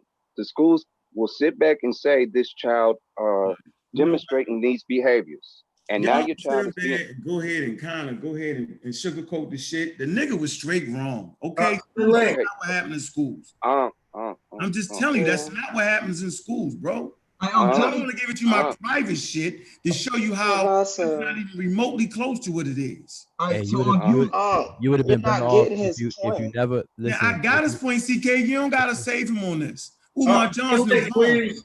We got a suit on the chat. Send a link, please. No, I don't know. I don't know. If you never brought up Umar Johnson, come on now, CK. Umar Johnson. No, I'm not trying to save us, but I understood. You is trying to save him. So how you understand him making that statement then? All jokes aside. What he means is I'm gonna shut up and go ahead and listen. Go ahead. What Voss is trying to say is that he's understanding why Umar Johnson said that. Okay. Because people are getting their kids diagnosed. All right, man. They're getting them seen by a specialist. Yeah. Some of them are getting diagnosed with stuff that's not really going on with them. Right. Not saying that the schools are doing it per se. But that's what he's talking about. That's why he wanted to start his own school. Is it just me right now? Am I losing my mind? But that's not what Vasa meant. He was basically saying that some kids are misdiagnosed. Shit, when I was a kid, I was diagnosed. Okay, so now you want to change misdiagnosis. They wanted to put me on medication, but my mom refused to do that. Right. The same thing with me with my son. The school brought me to the what's name, and the school diagnosed my son. They ain't supposed to do that. Is the point? Oh, listen. They have specialists that come to the school. Right, exactly. You're making that shit up right now. I'm not gonna say it loud. No, sir. Listen. You wrong on this one. Listen. Let him talk. Listen. The schools have specialists. I stayed in Hattiesburg. They have specialists that came to my son's school and called me and his mother up there and tried to diagnose my son with ADHD, autism, and other things because of his behavior. I sat in and the lady went over the test with me and the mother of my child of why they had diagnosed him with things like he couldn't be still. He couldn't make proper contact. They said he wasn't registering the information as quicker than the other class. It was so many different things. And they actually wanted to put my son on medicine and then ship him to put him in classes and then ship him to a USM, another university outside of the class where he was, where he have to go through these other different classes. So they do this. I'm a witness to this. I said in the school. Exactly. We're not making stuff up. They're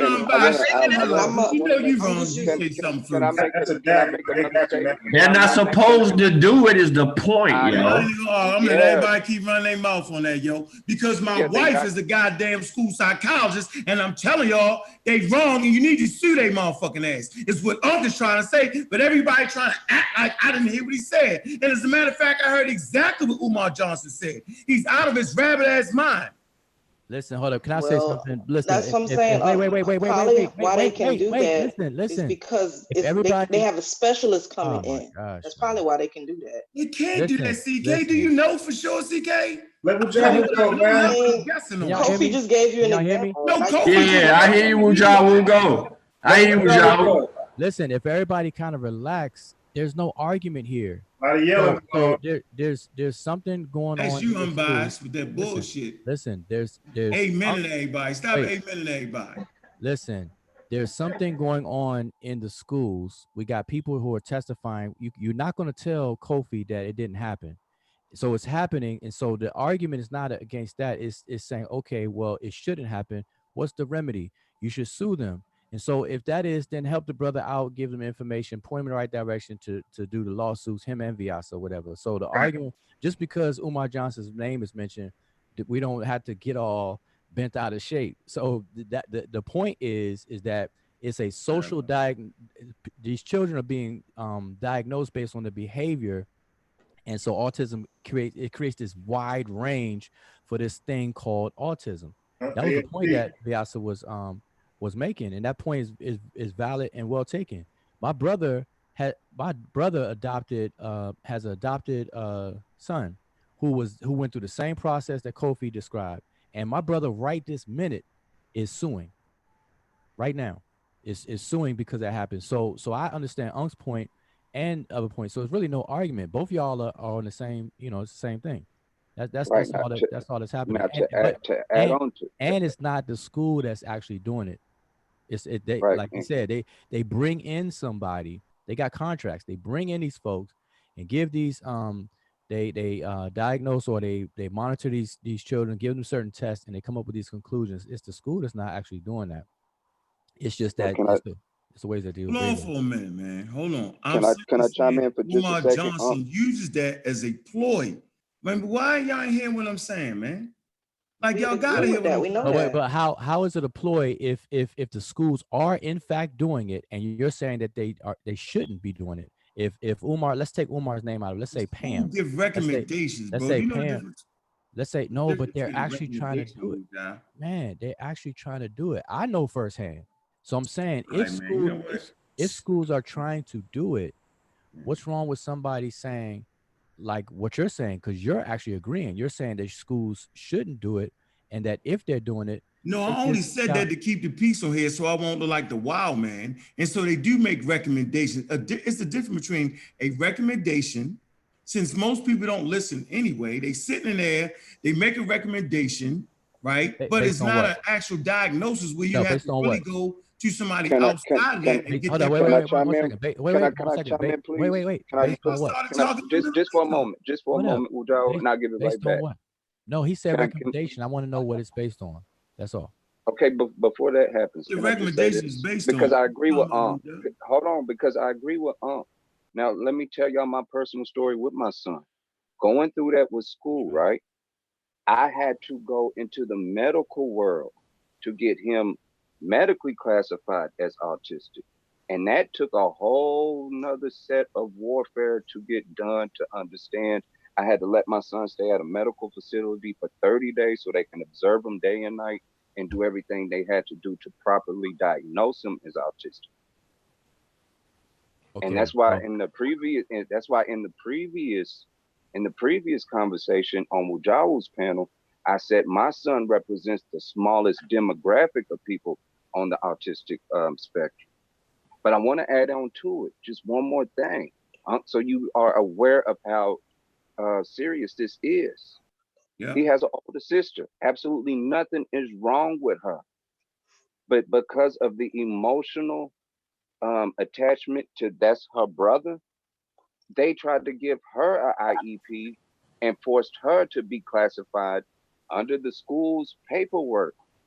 She's tied into this mess just because that's her baby brother. And they said she's going to have emotional disturbances behind this. So now she's forced with an IEP. She's forced. And I have to fight that. Like, why do y'all have my daughter on an IEP? Is this going to hinder her from going to college?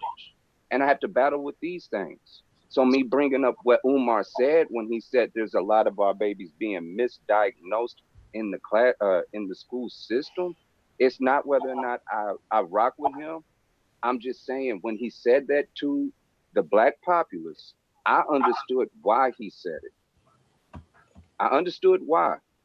Now that doesn't mean he's going around and properly diagnosing anybody or any other part of the conversation. And I'm right there with you. So you don't feel like you're being ganged up at the moment, because I don't want you to feel that way. I'm just sharing. I don't think I'm being ganged up on. Well, you just said so you don't look like the wild man. Because the next time I'm going to go to the paperwork on y'all ass in a minute, but I'm trying to chill out.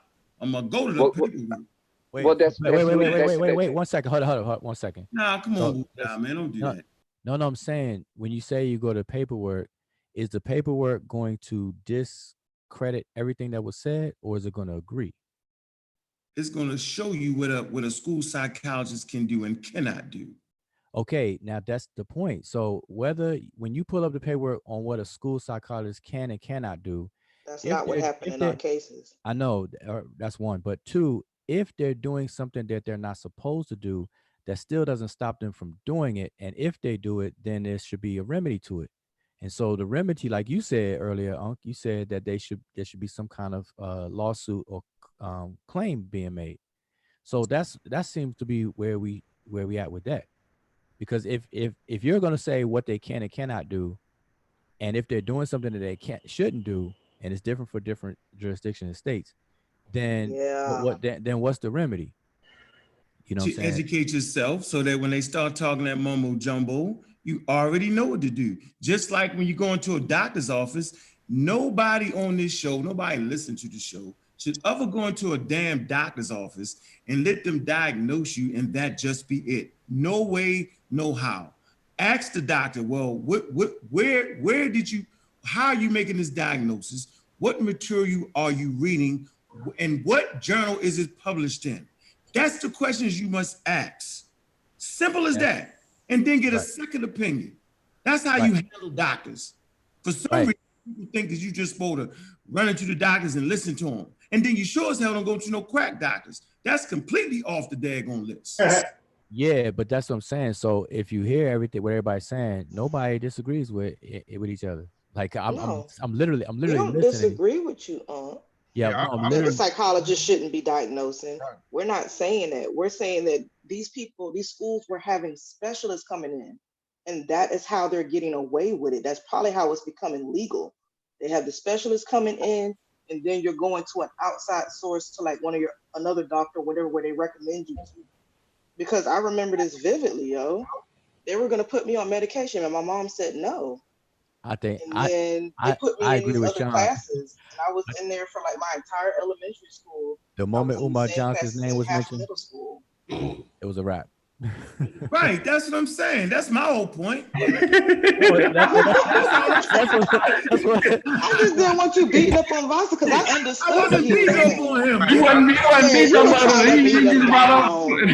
That I wasn't beating up on him. Be beating up on my brother. I wasn't beating up on your brother. I was beating up on Umar Johnson, and you jumped in to save him for no reason.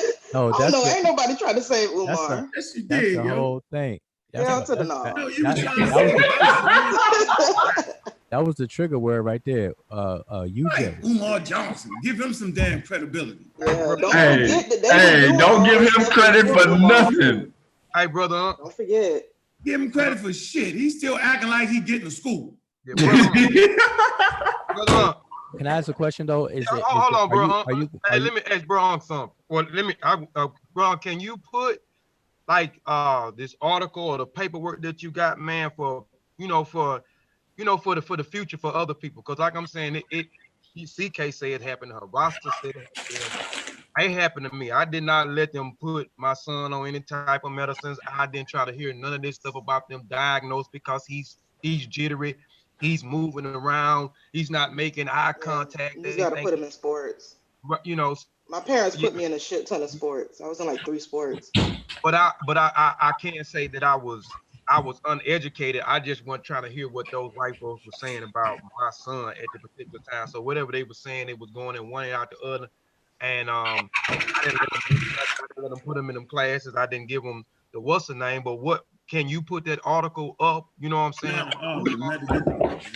Where people can be educated, so this thing will happen, later on with somebody else and their son or somebody else and their daughter. And are you gonna give the link in the chat? And to make my son's case even more far complex is he's completely nonverbal. So it's hard to even assess what he knows, what he doesn't know. It's terrifying, the idea of giving him medication, because he doesn't have a way. He doesn't have a way to say, Dad, this makes my stomach hurt. Dad, when I take this, I can't see. Dad, when I do this, this happens to me. It's completely unknown, the relationship I have to build with him. Now, over time, me and him, after the doctors diagnosed him and said he would never, ever communicate, he would never, ever interact with another human, I had to deal with that. And it's taken from maybe 3 years old to now. Me and him have our own form of sign language. I potty trained him completely by myself. He can dress himself. He's at the point where he's cooking for himself. He's not the best in the world at it, but this is me doing it on my own. I had to give up work. I had to give up my complete social life. And I say these things to certain people, like when I support you guys and I make donations or I buy your book, you got to understand that's the difference in between me having food the next day, him having gas to even get to school behind him being classified as autistic. because I do this 365, 24/7 all by myself. So there's a lot of people out here that, yeah, they need to hear this conversation. That's why I brought his big sister in it. Just her being related to him got her associated with this madness right now. And it is extremely hard to come back out of this. Because if you don't have money for attorneys, you don't have a support system, you're at the mercy of the school system at that point. Unless you have it in your means to start doing homeschooling or other means. So people need to hear this conversation. They do need to be aware of what their rights are. They do need to know what's the procedures to get a proper diagnosis. Hey, but just like it was mentioned, it's going to be different by county. It's going to be different by state. All those things come into a factor. Yes, sir. Yeah, I think that you should do a show on it because you have firsthand interest, knowledge, and experience in all four corners of that conversation. So I'm with you, and the only reason that made me start actually even considering putting my son out there, because I don't want my son stigmatized, because my family doesn't see my son, they see autism, and that's hard to deal with in itself. Well, hold on, I'm going somewhere with you because I need to get this out so y'all know. There's certain ones on the panel that do know this. Yeah. When I moved to this town, okay, the reason why I'm not in college right now, which was an extreme fight for me to get in, I got kicked out of school, lost all my scholarships, and lost all my grants, only to turn around and find out the teachers in the classroom was abusing my son and a paraplegic child in a wheelchair. And I can't do anything about it. I've contacted the state school board on it, got pushed out the way. I have no money for an attorney. This completely pushed me out of society, and I'm battling it every day. I hear Garfield talk about remove student loans. I get called every day from what's one of them popular Navient. They call me every damn day because I got kicked out of school, and nobody's helping me. So nobody's helping me. But this is what I'm saying. I even reached out to Garfield saying I need help. But this is what I'm saying. All I said was that I think that you should do a specific about those four corner issues that you mentioned. And now as far as when I just said that, you came back with saying that you didn't want to like stigmatize your son and stuff. But see, you don't have to do that to have that discussion. That's completely up to you. Like whatever you feel comfortable and how far you want to go. But I'm saying you should be a one in this immediate community to do a show about that. One, to bring awareness to the issue. Two, because of that awareness, people may be in a position to in a similar situation, you could team up. And then three, people may be in a position to even help you out. Not to say that you may even ask, but I'm saying they may be able to support in some kind of way. So I'm saying you should do that for real. From what I'm hearing, that's all I'm saying. Because you have firsthand information, like nobody can tell you the opposite of what you're confronted with and been confronted with for you said what 14 years, right? Roughly 16 years. Yeah. Right. Yeah. The awareness of it was at 3 and he's going on 17. So yeah, give it 13, 14 years. Right. Can't nobody take 13 years and tell you that you ain't experienced those 13 years. That'd be insane. So you're the best qualified person to frame that conversation up and have people join. And don't misconstrue. I'm very honest and very, very transparent. So when you said that was just me saying I'm at the point to where when that was mentioned to me doing it before, I didn't want to, based off of I'm tired of living in a glass house. I wanted my kids to have privacy. There's more to our story. Now, after all this, it's like I have to tell our story. So that might be part 1, the introduction, then part 2, part 3, part 4. You get where I'm going? Yeah, so I agree and I also suggest that you could also do it in a way where you're not exposing your children directly as well. So think about that too. You ain't gotta expose as Yeah, if you I want to. appreciate that, brother. I do. I really do. Somebody said my name, but I don't know who. I said your name 20 times. What's going on? Did vaccines cause your son's autism? Yes or no? No, all three of my kids got vaccines. My daughter was actually trying to put out a school article before all this even got started in the conscious, quote unquote, conscious community about vaccines. She sleep. I forgot which one she asked about, and the only reason she didn't get to finish is because when you're dealing with the medical world, she would have had to get clearance from top tiers of the hospital in order to do a full interview. But they did give her this. I wanted is it HPV maybe the ones that the girls get for the cervical cancer. I can't remember which one she was talking about. HPV vaccination, yeah. Okay. She asked, okay, with that one, what is one of the misunderstood things about it that you guys face? And the nurse looked over at her and said, most people think this is strictly for girls to prevent cervical cancer and breast cancer and things of that nature, but we need boys to be getting it too. So she noted that and took it down. She just couldn't get the medical clearance to publish everything she picked up, so she had to let it go. So yeah, my kids get vaccinated. I'm aware of the boosters because that's why we was there. My daughter was there to get a booster, and she just wanted to tell the story at school in her journalism class. There's a guy in the chat who's talking about nutrition still, but I don't know if they're coming in the chat. I mean, in the panel. Nah, Easy Band's super pseudo. He not gonna come on the panel. Yeah, Easy Bands.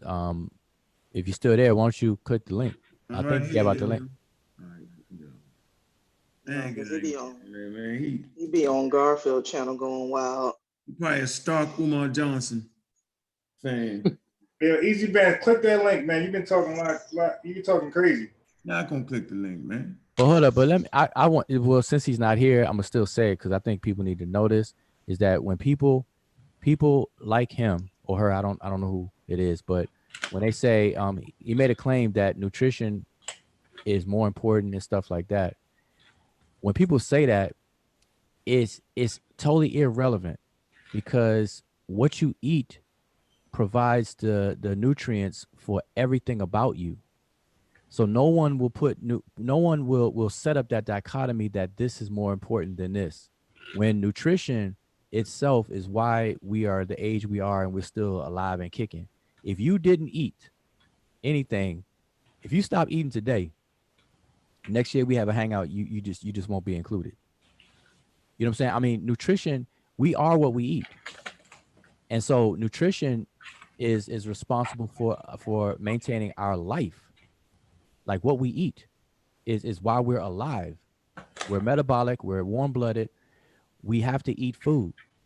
So we have anabolic, catabolic processes and stuff that deal with the food, and we have to eat it. We have to eat food. So that's like a no-brainer. So anybody who even sets up that dichotomy to compare nutrition with any other thing, any other process the body does, that's real silly. Like that's a made-up dichotomy. And I don't understand why anybody would even think about doing that. So it's not even an argument to be had. Nobody is saying anything about that. When we eat food, in our lifetime, we synthesize enough protein in our bodies to create 3 or 4 of us body-wise made of pure protein. Even though we're not made of pure protein, but we create enough protein through our lifetime to create 3 of us as if we were made of pure protein. So no one will ever in their right mind, half a right mind, would ever think nutrition is not essential to anything. It's everything. But you don't never set that up as a dichotomy against the immune system, what it does, or any process in the body. Because every single cell in our body requires some form of nutrition to sustain itself or replace itself, et cetera, et cetera, et cetera. So no, I mean, I just wanted to address that. Nobody in their right mind would even do that. So that's like a waste of conversation. May I ask a favor for one of the mods, please? Yeah, I put that link in the chat room for y'all to read, man. I can't drop links in the chat on the YouTube world, but we never know if anybody's gonna watch this or is watching this in Oklahoma. Can somebody please drop the link for this center? It's called JD McCarty's, and I'll spell it out if anybody needs me to spell it. But can they drop the link for this medical facility, because they help go through the diagnosis process here in Oklahoma, and it's a beautiful facility. That's where my son went. Inbox CK. Inbox CK, so she'll put it in the chat. Okay, I'll just spell it in. I'll just spell it. I'll just spell it in the YouTube, bro, because I'm looking at my computer. I'm talking through my phone, but I'll spell it on the YouTube, and then somebody please just drop the link for it. So we're going to deal with the differences between school identification and clinical diagnosis. All right, and it's under state and federal regulations, right? So there is a difference, and I was trying to talk about that. Now, whether it happens or not and all that, I don't know about that, but you can simply read. I actually put this in the chat. What's going on, Corey? How you doing, brother? What's going on with you? Peace, brother. Peace, peace. What's up, bro? Peace to the panel, everybody on the panel and shit. I'm by Jawu, West Africa. I'm the only ones I can see on the panel right now. Now, this goes on to say the doctor tells you your child has dyslexia and ADHD. What's it called? ADHD. So does the IEP team at school. So there's both. So they both diagnose your child, right? Not exactly. People often say the school diagnosed their child, but technically that's not what happened. Schools don't diagnose conditions. Only doctors and other clinicians do. They say what schools do is somewhat different. IEP teams definitely identify learning and thinking differences. Then they determine if the child is eligible for special education support and services. This chart explains the difference between a school identification and a clinician diagnosis. And if y'all go to the chart, it's right here, all right? It's on the chart right there. Show you the difference so we can get, educated. Man, now, we can't see your screen. Well, I put it in the chat room, yo. Goddamn. Okay. We beating you up. Source up the chat up. And if anybody, because I don't have the ability to do so, but if we can get this JD McCartney center screen, I suggested that because they do a free therapeutic screening and they will help you properly diagnose what it is exactly going on with your child, and they're backed by federal programs and everything else. And what's so beautiful about them, if you can't afford special services, they will help you with that as well. So it's a good place for people to know.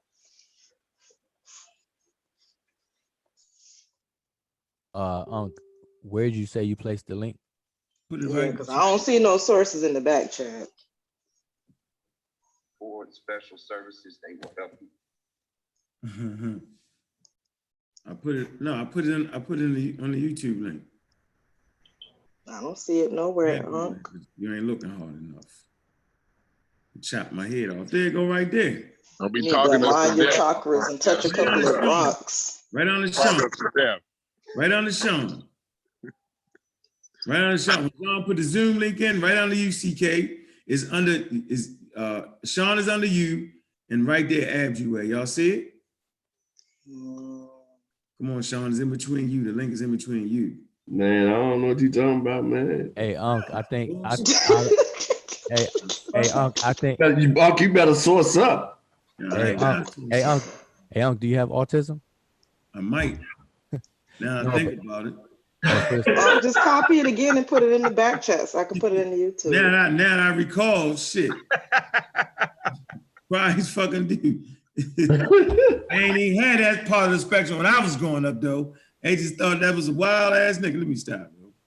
No, but Unc, seriously, you didn't post it in the chat. Nobody's seeing it. So you may have a different YouTube page open or something.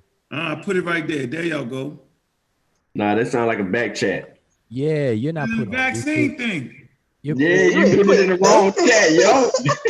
Listen, Unc. Man, I put it on the YouTube video. Y'all can get it off the YouTube video, right? And then I put in the vaccine thing where y'all can pull it up and share your screen. There is nothing. And I put it in the There is nothing there. Yo, no, I got it, yo. I got it. I got it, y'all. I got it. I got it. I got it. I got it. I got it. Yeah. Crazy with that one, yo. Yo, I got it. I got it. Hey, but it's called the Facebook Messenger chat Oh, versus the No, I put it in both though. I put it in the YouTube chat. Man, and the last place I put it was in the the time before last. I put it in the the Facebook chat. Then I put it again back in the YouTube chat. Well, your YouTube chat must be in the ether world. Y'all don't see it? No, yo. Why you think we ask y'all? That must be the wrong. Is that the? I'm telling you, listen, man, you slow on the trigger, yo. You getting old. Nah, man, get out of here. I know damn well y'all see that. I thought we was joking, like we was making some shit up. We were dead serious. Oh, man, it's there now because we posted it. We posted it from the Facebook inbox, but YouTube. You put it on the Facebook? Yeah, I put it in and we got a van. Go ahead, see how you is. Why you ain't be specific? I could have got it from there. Oh my God. Nah, you ain't in there, CK. Oh. Okay, but is somebody going to what share? What the hell? So what's the difference between it's on my damn phone? So it's an alternative universe on my phone? Apparently, Twilight's on. That's Oh no! Oh no! Oh no! Hold on. Hold up. Let's check Unc's source out, y'all. Let's see what Unc talking about.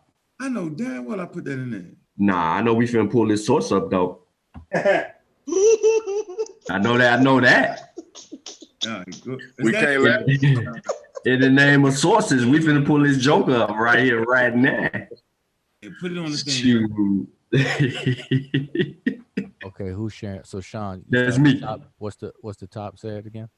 The difference between a school identification and a clinical diagnosis. So the doctor tells your child has dyslexia, ADHD. So does the IEP team at school. So they both diagnosed the child, right? Not exactly. People often say the school diagnosed their child, but technically that's not what happened. Schools don't diagnose conditions. Only doctors and other clinicians do. Now, what schools do is somewhat different. IEP teams identify learning and thinking differences. Then they determine if a child is eligible for special education supports and services. This chart explains the difference between a school identification and a clinical diagnosis. What is referred to school's identification, a learning disability or health impairment, including ADHD, that's identified after a school evaluation. Clinical diagnosis, a medical condition including ADHD or a learning disorder. Who makes the determination? An IEP team at the school for school identification. But the clinical diagnosis, a doctor, clinical child psychologist, pediatric neuropsychologist, speech language pathologist, or other qualified clinical professionals. The basis for using the term, schools identify conditions based on IDA or IDEA, the special education law. The law covers 13 categories of disability. For a child to be eligible for special education services, the school must identify learning and thinking differences that fall under one of those categories. Most learning differences fall under a special learning disability. ADHD often falls under other health impairment.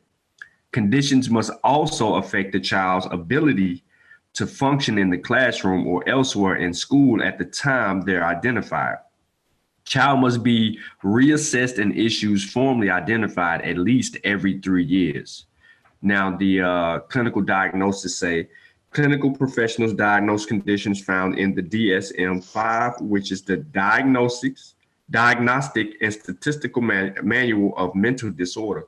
Mm-hmm. Conditions don't have to affect school performance in order for clinicians to diagnose them. Diagnoses that aren't covered by IDEA might be used under Section 504. Conditions are considered ongoing unless symptoms change and the diagnosis is revised. Now, the purpose behind it, and there are 3 points, is to determine if a child is eligible for special ed. Sean, hold up, because you're going a little too fast. So far, we have to understand that the school can evaluate your child, but the language is specific. So they use identify, whereas doctors and clinicians use diagnose. So are we all on the same page so far? Yep. Yeah, we all agree.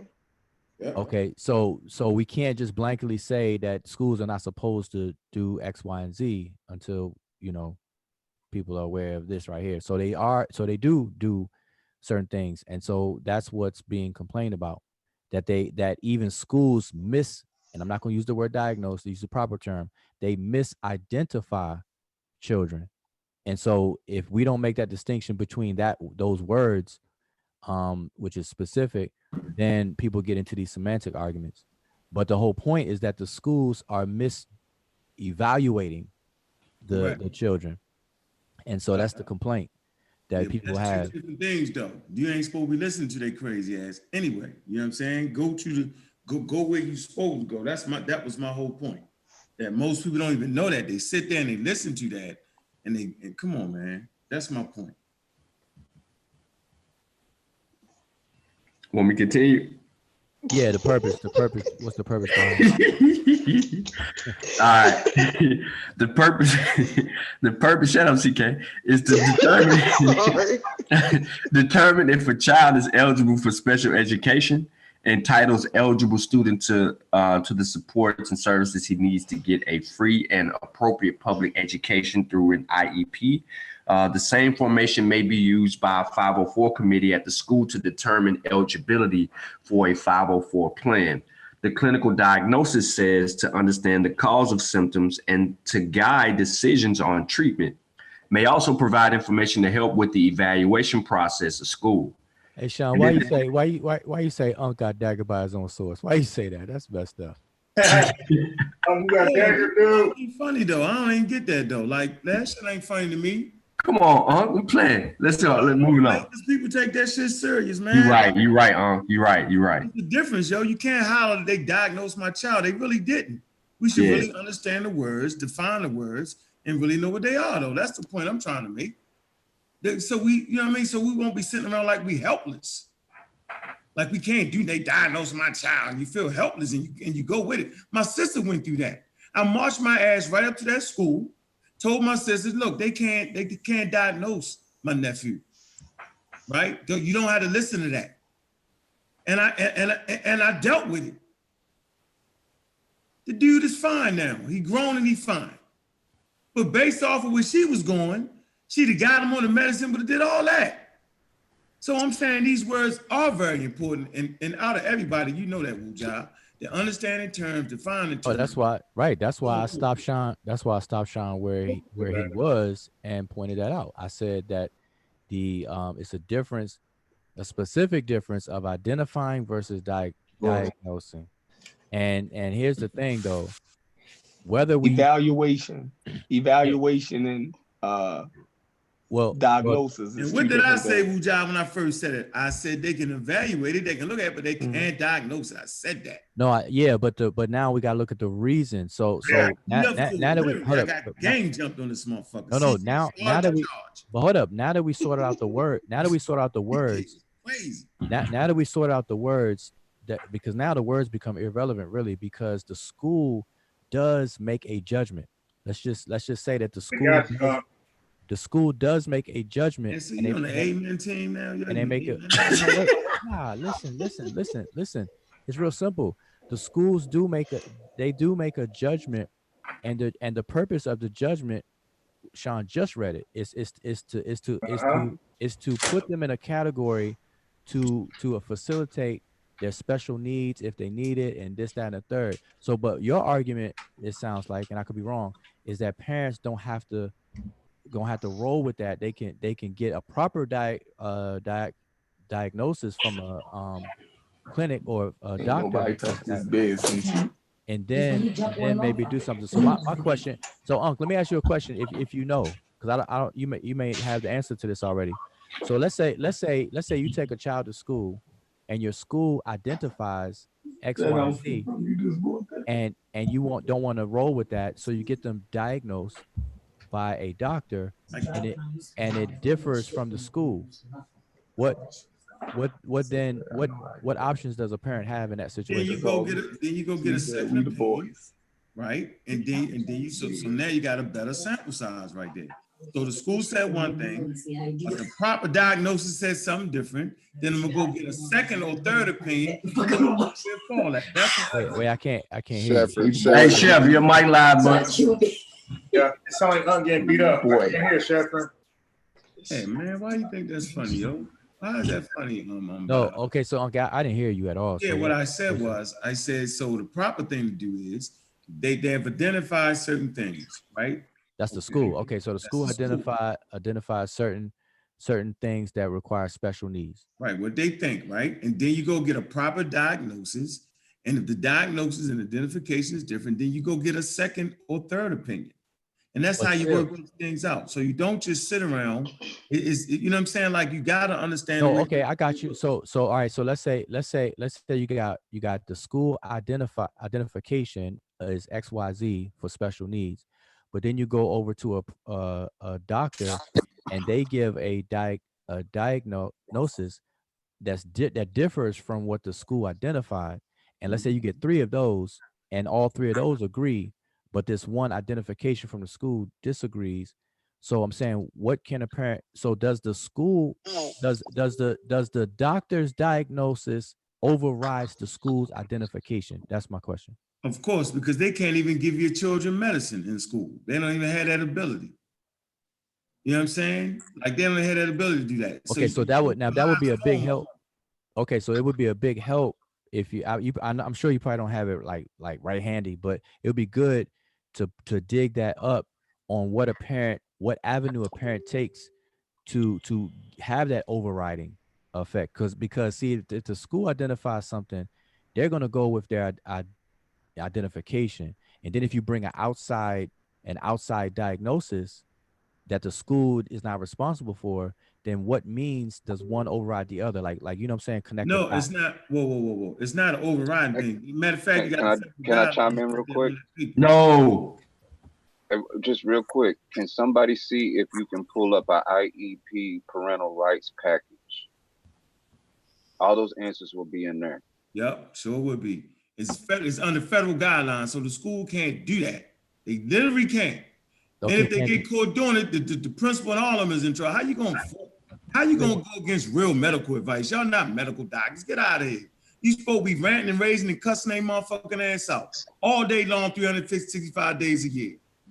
That's a fact right there. Hey, Sean, you could have just clicked on the IEP in the article, but I think if you go up to where it was first mentioned. But no, I'm asking that because the reason I'm asking is because there are a lot of parents out here that are faced with that situation where the schools will identify one thing, and then they may go to a professional to get a proper diagnosis, as you said. Yes. And it may differ. And so yeah, that's exactly what they did with y'all when they did with us, because see, they first had sent a letter and I didn't get the letter, and my son's mother got the letter. Then she went to the school. Then they called me and her, and we went to the school, and they had an outside physician in there. And this is when the physician was diagnosing my son with this and this, and they was explaining why.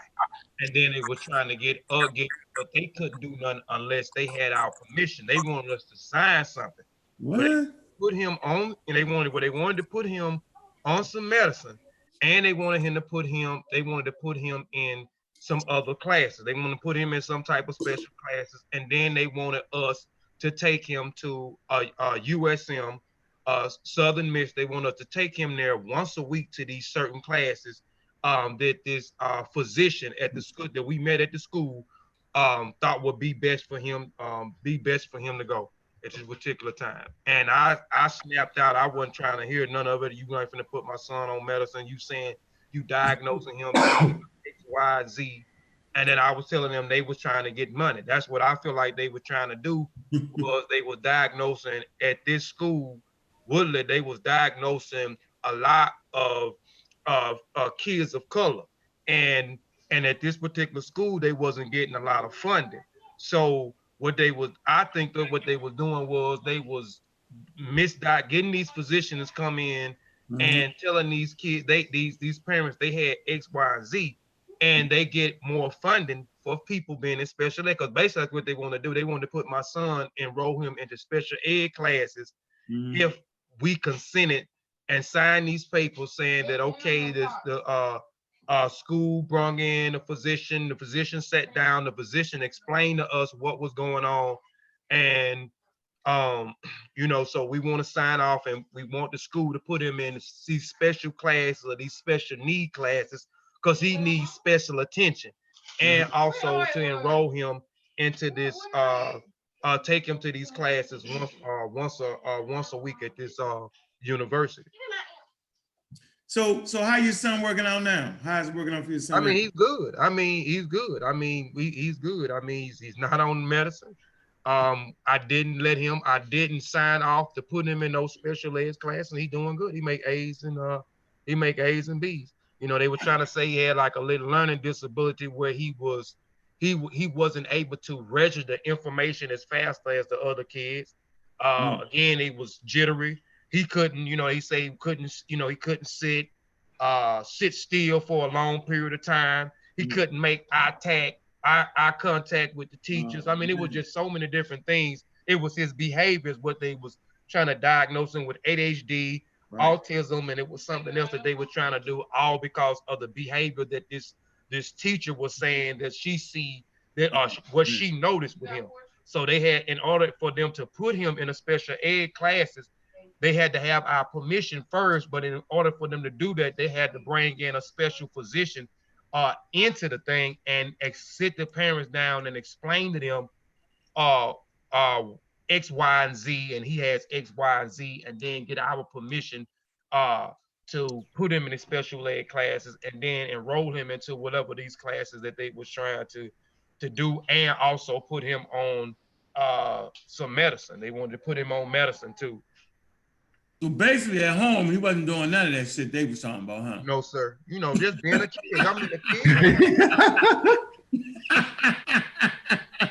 kid. Hey, Sean. Hey, Sean, I don't know any other way to do it. If I snap a picture and send it to you on Facebook, I'm willing to let that. What you trying to do? I'm willing to. If I can get it out, I'm willing to let the audience see the difference in between what your paperwork will look like once you get a proper diagnosis from the medical center versus the school evaluation. I'm willing to show you where it will say. You know what I mean? That's why I've been so quiet. I was sitting here digging through my files. I was actually trying to find the IEP parental rights. Yeah, it's your question, yo. Yeah. When I first said that, why you ain't say, "Yep, that's what it is"? If you I was trying to tell you that at the beginning. I was. Yes, I was. I was saying from the gate. I agree with you, but I understood why Umar was saying that to the mass public at the time. Man, don't say that dude name no more. Look, yo. Don't say that name. My point is, and say it again. To be honest, look at what we did. We added in a whole nother lesson in this conversation unwillingly. So it was healthy. You get what I mean? We can play and joke and all that. He said unwillingly. Hello, can I say this though? If you read further, the school's evaluation, as they call the IEP, they are only bound by the IDEA Act, or the IDEA, and they can take the outside evaluations under advisement or consideration, but they don't have to accept them. So that's another thing that people have to consider. That's why I wanted to send this. That's why I wanted, and it's just a small form. It's just this one right here. It's not all in depth, but what you'll see is it'll say the administration diagnosis, suspected. Man, we didn't get way off viruses. Well, It says suspected autism spectrum disorder. At discharge, it says autism spectrum disorder with moderate mental retardation. So now I have medical versus the suspicion of from the school or any other facility. But hold up, Vyasa, your situation is different than the place that is the conversation is from. So the conversation. So let's say you have a child at school. Well, see, that's why I asked it. Not to stop you. That's why I asked at that JD's McCartney's. If y'all could pull that up and just go to what do we do, link on that, and then go ahead.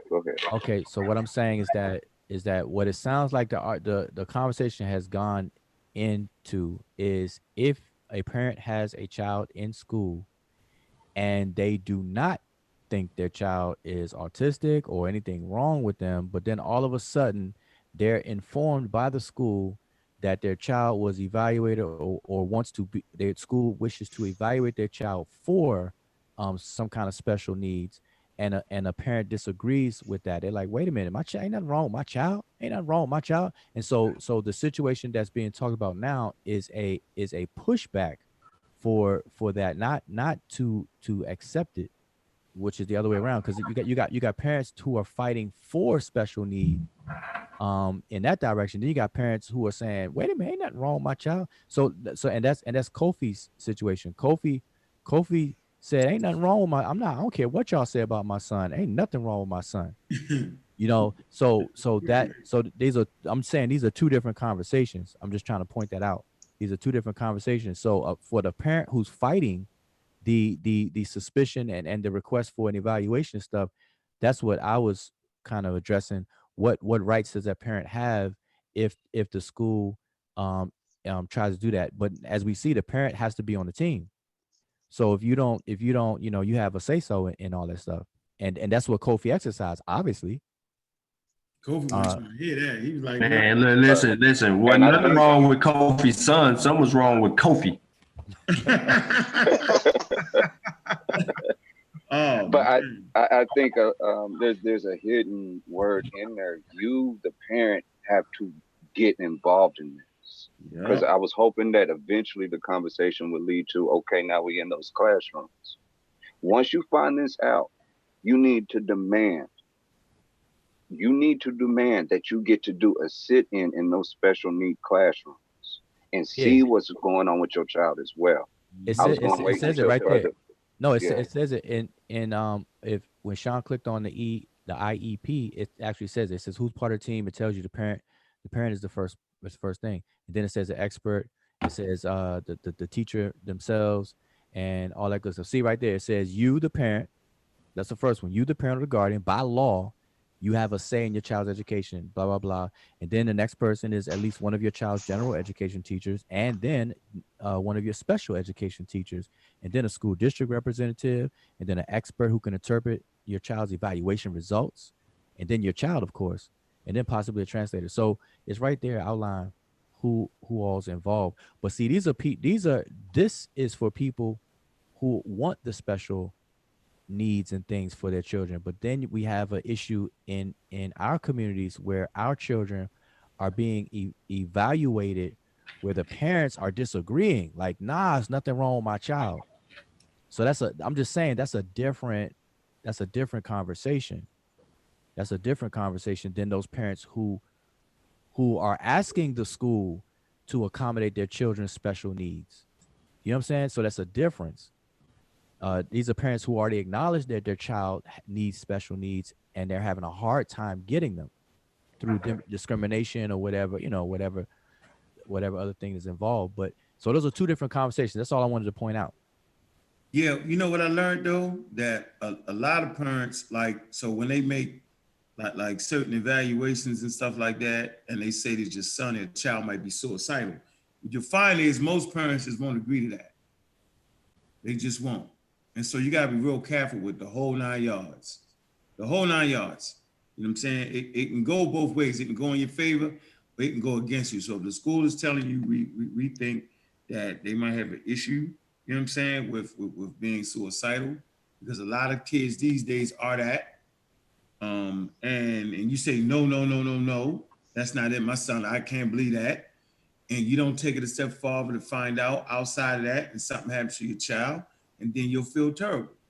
And so, Wow. So it's a fine line. You can go in there with the black power, or you got to go in there with an open mind, thinking. You can't just go in there one way. And I think the community pushes one way, and that's just crazy, and we're going to get hurt with that. I'm telling you right now. So here's the question. Can your child be evaluated without your consent or knowledge? That's the question. No, they're minor. Hell no. They minors. Just like they can't question you, the police can't question you. They'll call you up. Okay, so every child that's evaluated, the parent is knowledgeable of it, so they either consent or they don't. Yeah. Sure. All right. Then if that's statewide, if, I'm sure it's different things, different states, but if that's countrywide, then I don't think that anybody should have really a problem, because either you're going to consent to an evaluation or you're not. Yeah, it's supposed to help. Another thing too that we're not bringing up as well, probably why they take those evaluations really seriously at these schools, is because you got to realize if you have a kid that's constantly disrupting the class because they're hyper and they're all over the place, that's interfering with the education of the other kids. So that's going to become a problem to those kids' parents, that this one kid or these couple of kids or whatever having all these behavioral issues. Okay, so now that's I don't know if we'll have as much of a say on these evaluations as we might think. And that's probably why a lot of these kids end up in these behavioral classes or in these special ed classes. Because like I said, I was in one until about 6th or 7th grade. So here's the dilemma that's faced by, let's say, a principal. You're a principal of a school. You have a classroom of 30 children. One of the children is causing problems, and you want to have that child evaluated, and the parent refuses because you have to have consent. What does a principal do? They're going to put them in the behavior class. I put real money on it. They're going to put them in the behavior class. Because like I said, my parents, they refused to put me on the medication. And I think that's how I ended up in those classes. Okay, so there's... Because I wasn't stupid. I was just all over the flipping place. Because I remember my sister telling me how hyper I was. CK? Are you sure? No, but so I'm saying that's a serious question. So here's the thing. So although a parent can deny or not give consent to an evaluation, there's still consequences to that. Yeah. Yeah, and I think based on how drastic each individual case is how they're gonna address how they formulate those laws for that to take place, Wujahu. Because then you have to, let's say worst case scenario, the principal identifies that the parents are all out neglectful of the child. Now they might have to contact DHS, the state, and other means entities for that child's well-being. You get what I mean by saying that? So I think it's going to depend on each individual case. You're going to hear different individual stories. Y'all forgive me, my baby girl just came in here and started vomiting. I got to get with this. I apologize, y'all. Okay, so so that's a serious dilemma. So I mean, all right, so that's it. I think that answers all the questions. So the question is, can your child be evaluated without you knowing or without your consent? If the answer is no, then but there's still consequences to that, because from a principal's perspective or teacher's perspective, you can't disrupt other children's education if one child is causing and wreaking havoc just because their parent may be in denial that their child is maybe dysfunctional or not. I'm just looking at both ways. And so, and there's a lot of parents out there who will deny, just like Unc, you said, teachers or somebody may suspect that the child is suicidal. Most parents their first response is like, nope, my child ain't not suicidal. But then later on, man, something happens, unfortunate. So on both sides of the thing. So I think we kind of covered all that. So I don't, so I think we can go back to viruses and vaccines now. So. Woo! Wow, goddamn it. viruses and vaccines now. Viruses and vaccines and autism. That's why really what was that.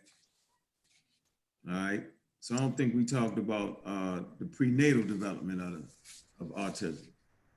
All right. So you go right here on page 143. All right. It says recently. 143 of what? What's that? Vaccines. Vaccines did not cause Rachel's autism. All right. Y'all can get it on Kindle books too. Who was the author of that book, Unc? Peter Holtz. He's a vaccine scientist. Yeah. Also, I gave y'all that resource, PLS, NTDs, tropical neglected disease, NTD, neglected tropical diseases. He actually has an interview on YouTube. If you search his name, he was Rogan, right? Joe Rogan, right? Was it him? No, I think it was somebody else. But it was Joe Rogan. That shit good. Okay, yeah, people got to watch that because he, it's, if in the meantime until you get the book. Yeah, scientists don't even want to. If y'all watch that debate, man, scientists, a lot of scientists don't even really want to get into it because sometimes it just be overwhelmingly too much nonsense in between. And even if you pay close attention to that debate, the scientist wasn't even saying don't vaccinate your children, don't vaccinate your children. He wasn't even saying that. You know what I'm saying? So I was figuring out, well, why the hell is you on that side then? You know what I'm saying? So the whole thing was a bunch of nonsense. So scientists know what it is, man. They study it, they know what it is. Vaccine scientists know what it is. Evolutionary scientists know what it is. So everybody know what it is, man. It's never just saying, scientists and having a scientific mind, you never just say, well, it's just vaccines. Well, okay, the possibility is there, but what if it's something else? We want to see what else is it. And the other side is never willing to see what else could it be. Maybe your child didn't have an allergic reaction to the vaccine. Could it have been something else? Could it have been a pre-existing condition? Like what do they call it when you have seizures, right? So y'all do realize that seizures can be caused by a fever, right? So if you have a fever, so if you get a vaccination and you get a slight fever, and that fever actually causes, a reaction for you to, have seizures, was it the vaccine or was it the fever? See, it wasn't actually the vaccine, it was just the fever. Or certain changes in light can cause people to actually have seizures. You know what I'm saying? So, the pseudo just jump on one thing and say, yeah, that's what it is. What is that on the screen? These are several different studies showing Canada, Finland, Denmark, Japan, United States, UK, several different studies, and I have many more, showing that there was no link between autism and vaccines. 535,000 children in Finland, 537,000 children in Denmark, over 300,000 children in Japan, 27,000 children in Canada, 95,000 children in the United States, and 5,000 in the UK. If this can't convince you, then nothing ever will. Yeah. So prenatal development. Recently, on page 143, vaccines do not cause autism. Recently, additional evidence suggests that changes in the brains of children with ASD began even earlier than 6 to 12 months. 6 to 12 months old, and actually started before birth, during prenatal development. In 2014, UCSD group published an important paper in the New England Journal of Medicine. I told y'all to get the New England Journal of Medicine. It's important. Okay, that was one of the journals that I was saying get. Based in post-mortem autopsy studies of children with ASD. Y'all know what post-mortem is. You know what an autopsy is. As a matter of fact, the first autopsies occurred in ancient Egypt. Okay, because think about it, they was mummifying people, they was studying anatomy, and they was trying to figure out the cause of death. that occurs first in ancient Egypt. That's a little sidebar note. Okay. Studies of children with ASD. Specifically, they identified patches of disorganized cerebral cortex in a prefrontal cortex and temporal lobes, which are regions of the brain responsible for communicating language and social functions, all known to be disrupted in ASD. However, the processes leading to the disorganization of these areas of the brain are believed to have been set in motion before birth. They write such abnormalities may represent a common set of developmental neuropathological features that underline autism and probably result from what's this word? Disdiration. Did I say that right? I had the word pull up so I wouldn't mess the damn word up, and I still messed the damn word up. Boy, I tell you, boy, messing around with y'all. Let me pronounce it right for you. I'm gonna mess it up. I had this shit on there right so I wouldn't mess the word up, and I messed it up. Those medical words. Dysregulation. Yeah, dysregulation. That's D-Y-S. Dysregulation. All right. Dysregulation. Look that word up right there. Dysregulation. All right. Hold on. Dysregulation of layers formation and layers specific neural disintegration at what's this potential development stages. Okay, a major point is that children with ASD, there are changes in the brain and development fetus well before the child reaches his or her first vaccination. I'm gonna read this again. The major point is that in children with ASD, there are changes in the brain of the developing fetus well before the child receives his or her first vaccination. These changes in the brain tissue began before birth, subsequently lead to cortical surfaces, right? Expansion of 6 to 12 months, and then brain volume overgrowth at 12 to 24 months, when the clinical expression of autism is most evident. There you go. So we're going to look to prenatal development in autism.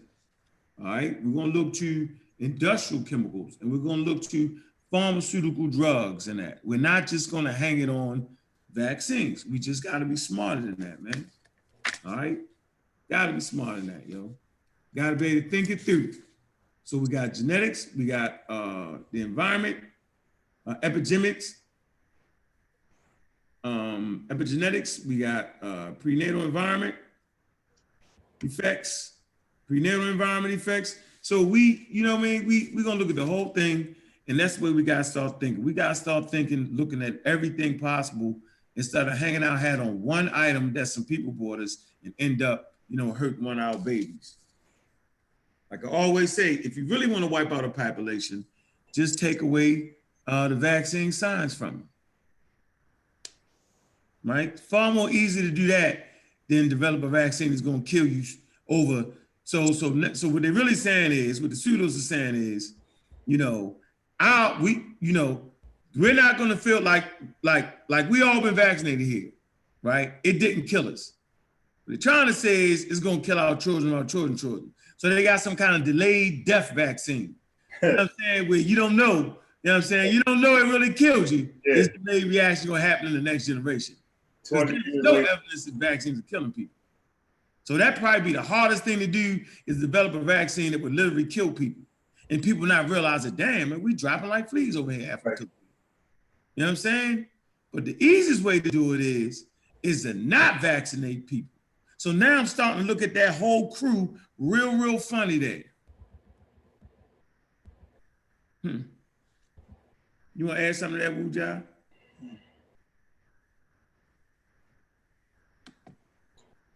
This is from Live Science. Who's sharing the screen? It's unbiased. Okay. So this is confirmed. No link between autism and measles vaccine, even for at-risk kids. What does that mean? Let's get into it. All right. So that was it. I want to go right here. Can you put that link in the chat for everybody who's watching? Yeah. So right here, you see where it says what increases autism risk. All right. So I'll throw that in the chat. Let me copy the link. So it says it's still unclear what biological mechanisms cause autism, but the study did find which groups were at highest risk for autism. Boys, children born more recently from 2008 to 2010, children who had no early vaccinations. See, it's the opposite. Children who had no early vaccinations, and as mentioned, those who had siblings with autism. Other factors included having older parents, a low birth weight, preemies, and preterm birth, and a mother who smoked during her pregnancy. Hey, we didn't know that. Yeah, those smokers out there. But it says children who had no early vaccinations are at high risk for autism. All right, so that kind of seals it up there as far as autism and and that. So those are the major claims that anti-vaxxers are using. They're invoking the autism claim. They're invoking the biological warfare claim in terms of the government's out to kill everyone. And they're invoking a what do you call it?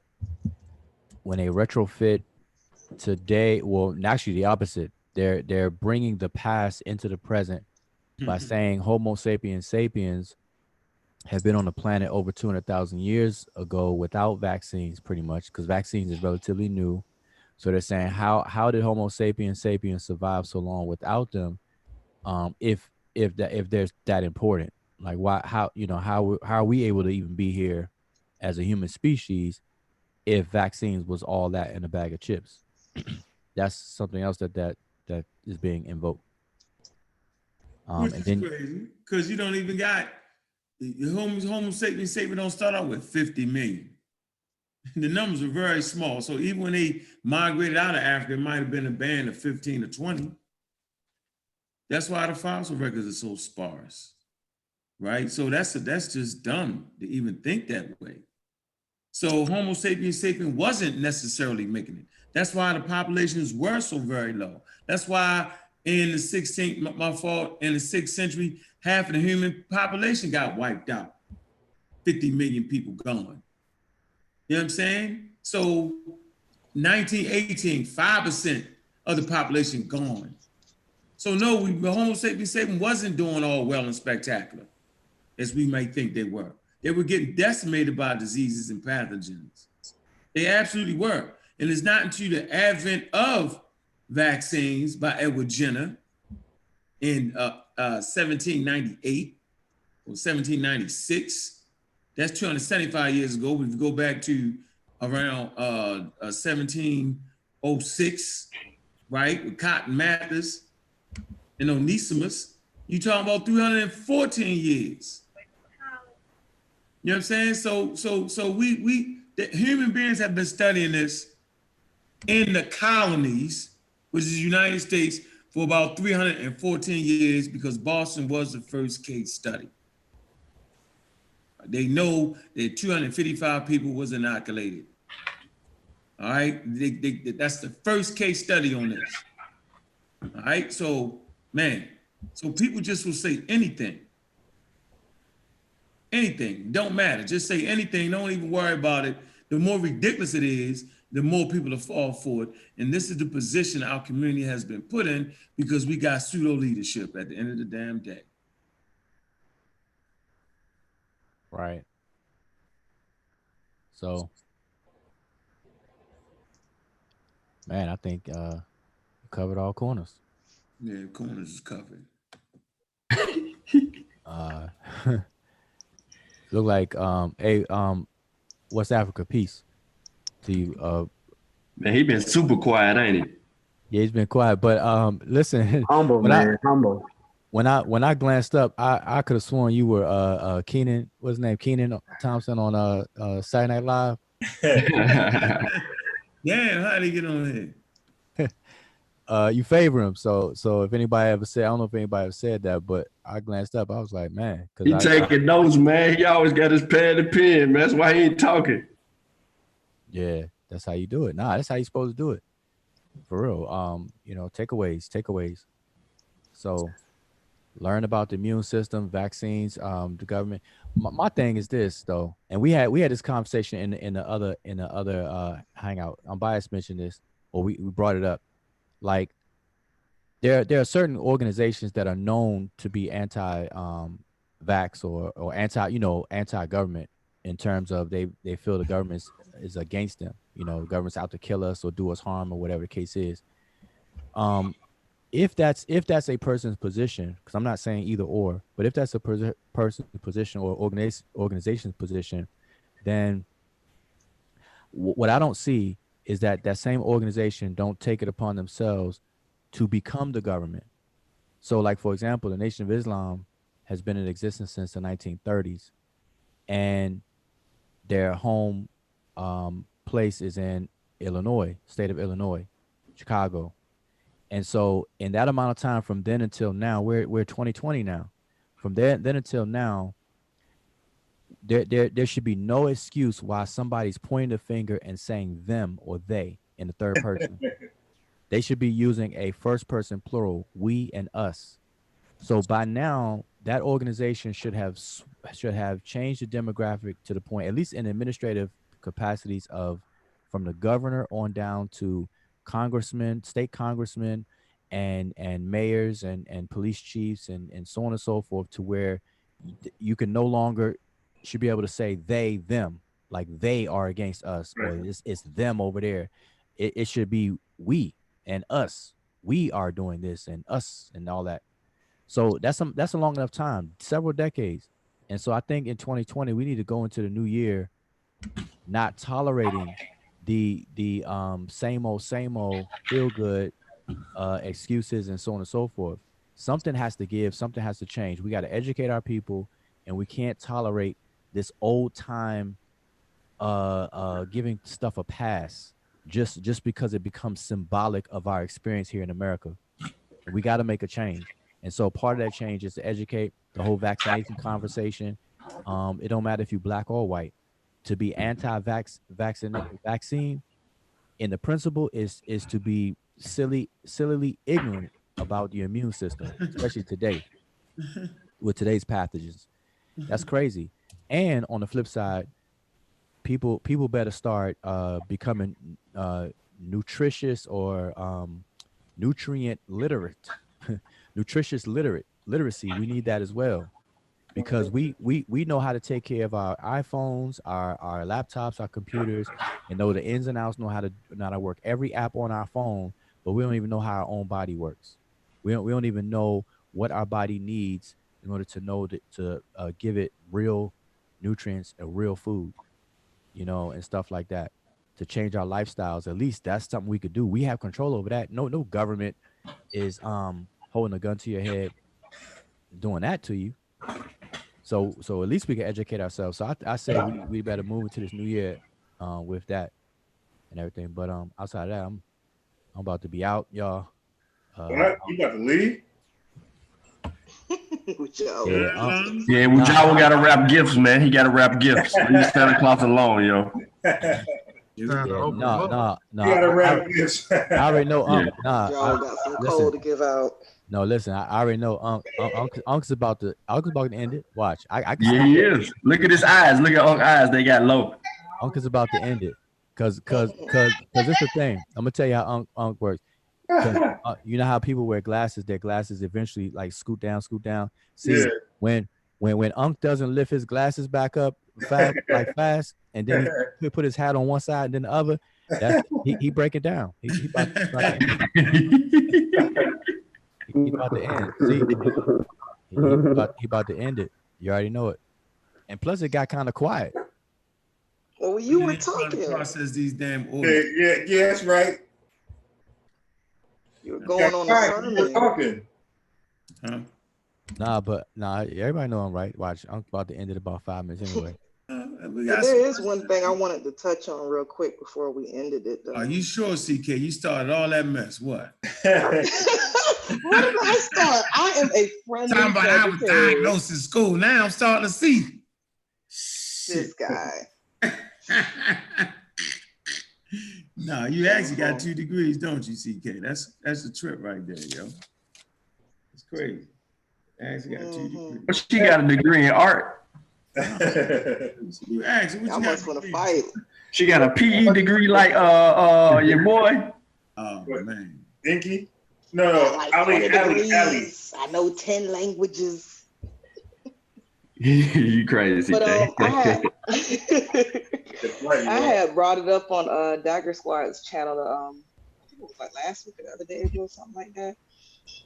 That I think that y'all did really good at the debate and all that good stuff. You know, of course, I'm still perplexed as to why y'all did this. It really seems like this was an anti-vax event and y'all just kind of slipped in there. But I feel like with the people that are severely not knowledgeable, I mean, even have a basic understanding of whole vaccines and these pathogens, I feel like trying to explain to them how important the vaccines are is not getting through to a lot of them. So I feel like you may have to go another direction and show them, hey, let's show you what was going on before vaccines were a thing. You know, I've been watching some YouTube videos by Johannes Krause. He does a lot of ancient pathogens. And he was talking about how, you know, the Justinian plague, how it was, you know, decimating the Mediterranean. Same thing with the Athens plague. And then you had, after those two, you had the Black Death. Yeah, that's the one. Crazy how like the majority of the population in Europe was taken out, and it even reached into Africa, yo. Yeah, there was the half of the world got wiped out in the Justinian plague. What's that? That's why I feel like I think it's just as important to show what happens when you don't have the cure versus you trying to blame the cure for killing people. There's an 80-page book. That'll scare people to death, seeing that many people die, and you ain't got no cure. I did all that, yo. I did all that at the debate. I showed all that shit. They just was bugging. It was a cult. The cult. There's an 80-page book. After the debate, it was interesting. So a few white people did come up, was asking me what books I had, because I made a note that none of them over there got no damn books for y'all to read. Yeah. Oh. They were able to tell the difference between the different types of tuberculosis. And they said it was transmitted, I think, by seals. Right. I think, yeah, well, one of the videos I was watching, Johannes Krause was talking about how they were able to tell the difference between the tuberculosis in America versus the tuberculosis that was in Europe. And they said that it was transmitted by seals. That's how it got across the way. It's really interesting, like, you know, even just learning a little bit. You know, I'm not saying I 150% understand everything, but it's just crazy how, you know, a lot of the pathogens that we come in contact with is really from the stuff that we eat and the animals that we come into contact with. And shit, sometimes it's in the darn dirt, it's in the darn soil. And these people want to sit up here and say, oh, you know, don't take vaccines. And it's like, man, it's like, do we have to have a bubonic, like, level contagion pop off? CK. For all of us to be dying? For y'all to get this serious? Man, that's scary. CK, December the 2nd, Samoa had 53 dead children from the measles outbreak. They're over 80. They're over 80 right now with 5,600 cases now. It was 5,100 cases. Now it's 5,600 cases and 80 dead and counting. Remember, they are under epidemic watch until December the 29th. And this is pushing it back even further because the death toll is still climbing. That's sad. Can I be heard? And we arguing about vaccinations. We're idiots. Right. Can y'all hear me? Nah, you can't. Hear you, Vice. Hell no. Hey, there's an 80-page book. They give it to college students. They don't give it to them, but they recommend it. It's called The Black Death and the Transformation of the West by David Hearley. I suggest everybody read it. It's a quick read, but it's jam-packed with information on all this. How it spread, how they combated it, how they became aware of how to treat it, and numerous other things. And once again, that's The Black Death and the Transformation of the West by David Hearley. So where we at right now, we at U.S. National Library of Medicine, National Institutes of Health. It says, the autism vaccine story, fiction and deception. So Wujawa, I sent this to you, by the way. So it says, clinical question, is there any link between the measles, mumps, rubella, MMR vaccine, and autism? Evidence. In 1998, Wakefield and colleagues published a study, one of 12 children, that suggested a link among MMR vaccine, gastrointestinal symptoms, and autism. At least 20 now this is the founder of this modern movement, by the way, Wakefield. This is his study. This has sparked everything we're talking about right now. At least 20 higher quality studies have since failed to show any link between the MMR vaccine and autism. So this contradicted Wakefield study, a cohort study following more than 500,000 children. So he did 12, they did 500,000. For a mean of 4 years, found no association between MMR vaccination and autism or autistic spectrum disorder. A case study of 1294 autistic and 4469 non-autistic children found no association with vaccination. So that they did both. Time series analysts revealed no association between the start of MMR immunization and autism, and no association between trends in vaccination rates and autism. Canadian research shows no link between MMR vaccination and neurodevelopment disorders. Studies also show no association with preservative thimerosal, another suggested cause of autism. So, context. It says the truth about Wayfield's study is as follows. The 12 children in the study were carefully selected. Hey, they wasn't random. They were not random. And many of their parents already believed MMR vaccination was the cause of the children's autism. Agenda. Dr. Wakefield had serious undisclosed financial conflicts. He was funded by lawyers involved in lawsuits against immunization manufacturers and was applying for a new vaccine patent, a competing vaccine he applied for. In 2004, 10 of the, so after all this was revealed, by the way, because that was 1998, 6 years later, 10 out of the 13 authors retracted their support for the MMR Autism Association. Britain's General Medical Council investigation, GMC, found Wakefield guilty of dishonesty and irresponsibility.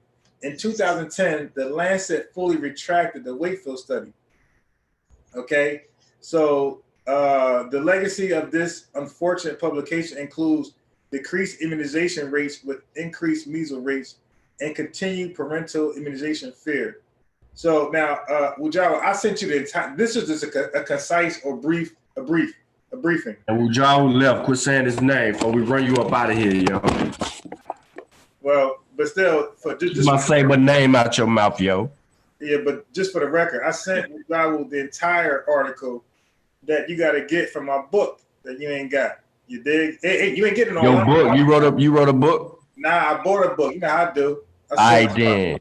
Yeah, you know. That's how you gotta talk to how you gotta talk to him bias, yo, because he be making up stuff. Nah, I love that talk. I source up. I'll beat you down with this right here. There you go, source up. Yeah, I source up with mine. Like I said, this right here is a brief description. Nigga laughing at you, bias. You laugh all you want, but I'm the guy you're gonna come to when you debate these pseudos. All right, I got the information. You sure got a lot to say on this show, bro. What happened? What happened during the debate, man? Where was unbiased? Okay, I got one question for you. Was I on the flyer? Oh. Was I on the flyer? Was I on the flyer? Okay. I don't care if you on the flyer. Nah, yo. You're supposed to get up there and beat up that stuff. No, I didn't come prepared to speak. I came to do fact checking and research. That's all. What you fact check? One thing, yo. We mad at you. Listen. Technical support, man. We mad at you, yo. I caught the Jenner thing, by the way. Well, told me to catch that. I caught that. I caught Bernstein with her BS and the whooping cough lie, the measles rate soaring. The students explained it weird. It was the vaccination rate in Samoa went from 70% to 30%. Can you see my screen right now? Can you see my picture? Wait, I gotta stop sharing. Can you see that? What, a microwave? Nah, below the microwave is a stove. Yeah. Right there in that pot is where your emotions and your feelings and all of that is. They got cooked. You was over there stuck, yo. Anybody, look, I'm capable of taking on anybody one-on-one. How about you?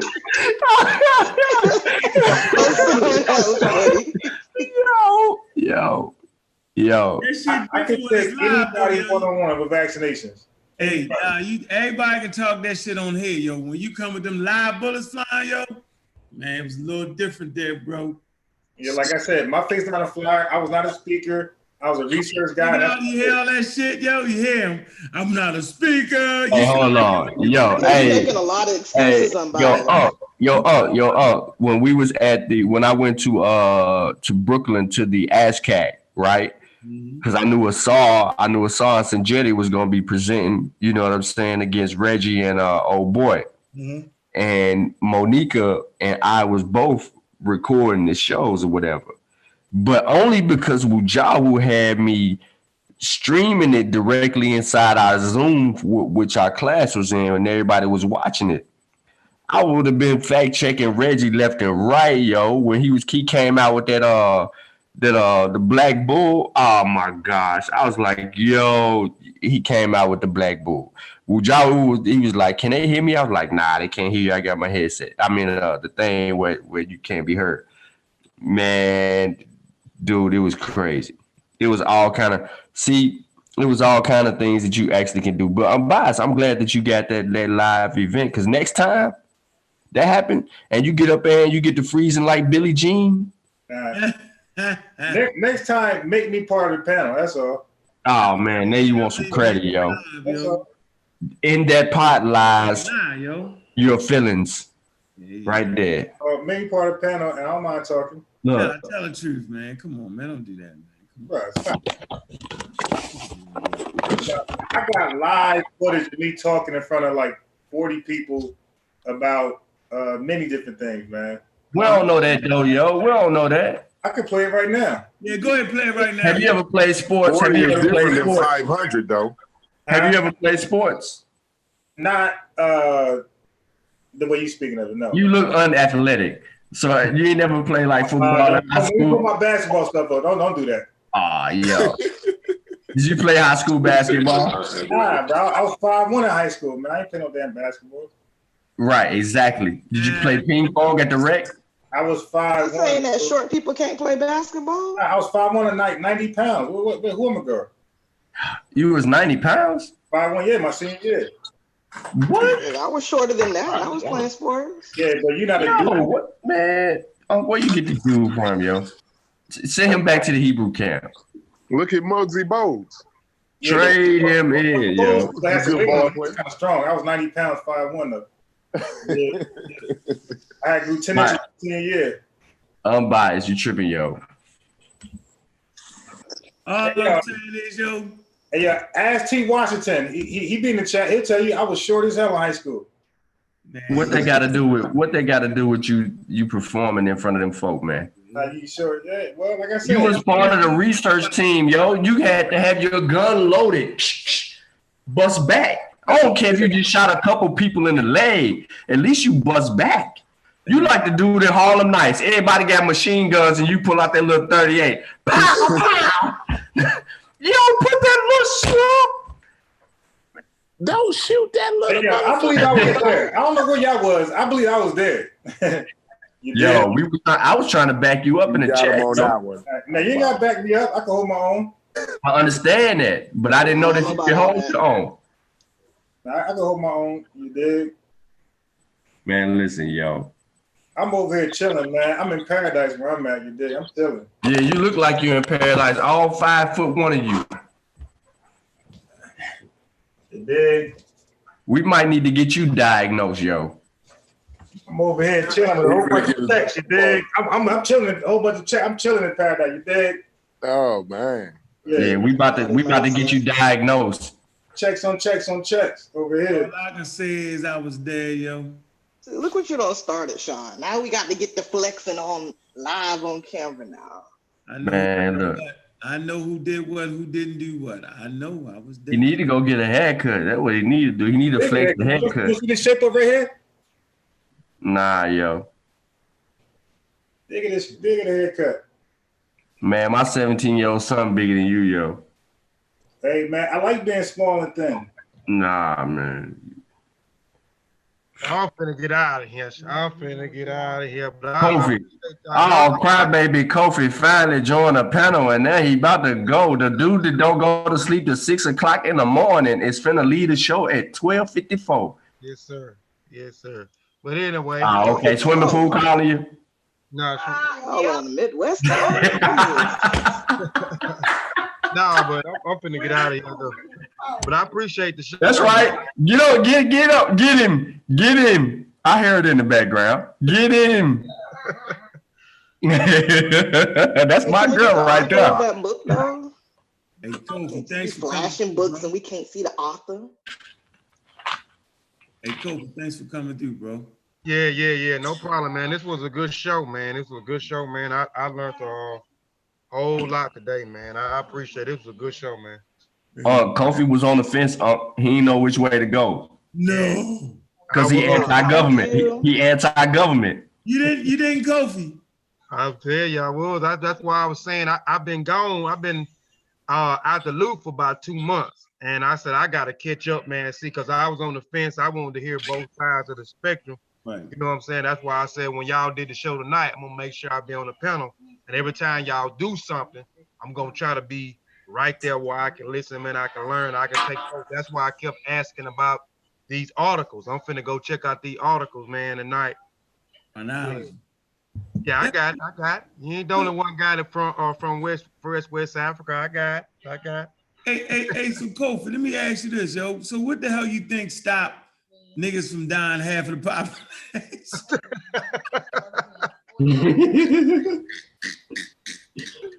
Oh no, man. I want to know, yo. And you know you've been vaccinated, right? And you sure did. Yeah, I am. Yeah, right. And none of us did talk that shit. Yeah. That's what's funny to me. The whole anti-vaccine movement is full of people that are vaccinated that can't catch none of the diseases they're telling everybody else don't vaccinate against. Yeah. But I would just, my thing was I was just listening more than just putting in the work, man, and trying to see what was going on. Man, a lot of it, the rhetoric I was hearing from the Nation of Islam, they was always anti-government, always talking about the vaccinations and this and that and this pausing and blase. So I just never did the just never dug down and done the research, man. So I just said I'm just gonna start tuning in and then asking for articles. If y'all give me the articles, y'all refer books, I'm gonna get the books. I'm gonna get the articles and I'm gonna dig in, man. Yeah, you know what's deep about it, yo? As much as I know about vaccines, niggas that said so much shit got me scared. You know what I'm saying? So I know everybody else fucked up. I ain't even trying to cuss, but that's crazy how much they scared you to death. You be like, damn, should I take that flu shot? Right. You right. Man, seriously, I had to go get that flu shot. I said, man, let me stop. They got me tripping. So I can imagine how everybody else is that don't really mess with it, yo. So everybody get it on this, yo. That white people need to stop that, yo. That's some straight white people stuff right there, yo. I'm in the doctor already. Man, I don't know about that. I had to talk myself off the ledge. So I know everybody else is messed up, yo. That's funny, yo. Hey, do you see why I kind of said maybe the conversation should one day, just for the conversation's sake, introduce what is chemical and bio warfare and engineering and those aspects, and through that prove that they use vaccines as a protective method even in that realm of thought. You see why I was asking that? Because I think that's a lot of people's fear is you have that conversation there. We know throughout time people have used those strategies in war. The Black Death was mentioned, and the reason why I'm mentioning that book is because they talking about putting infected bodies in the Mediterranean Sea just to make people sick.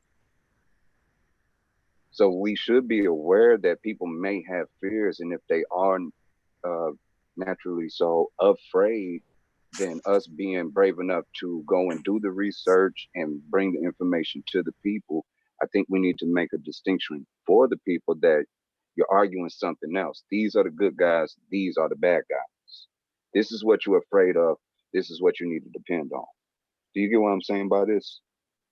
I don't know about teaching about no biological warfare. That's totally different than a vaccine. It ain't. You mean can they weaponize it basically?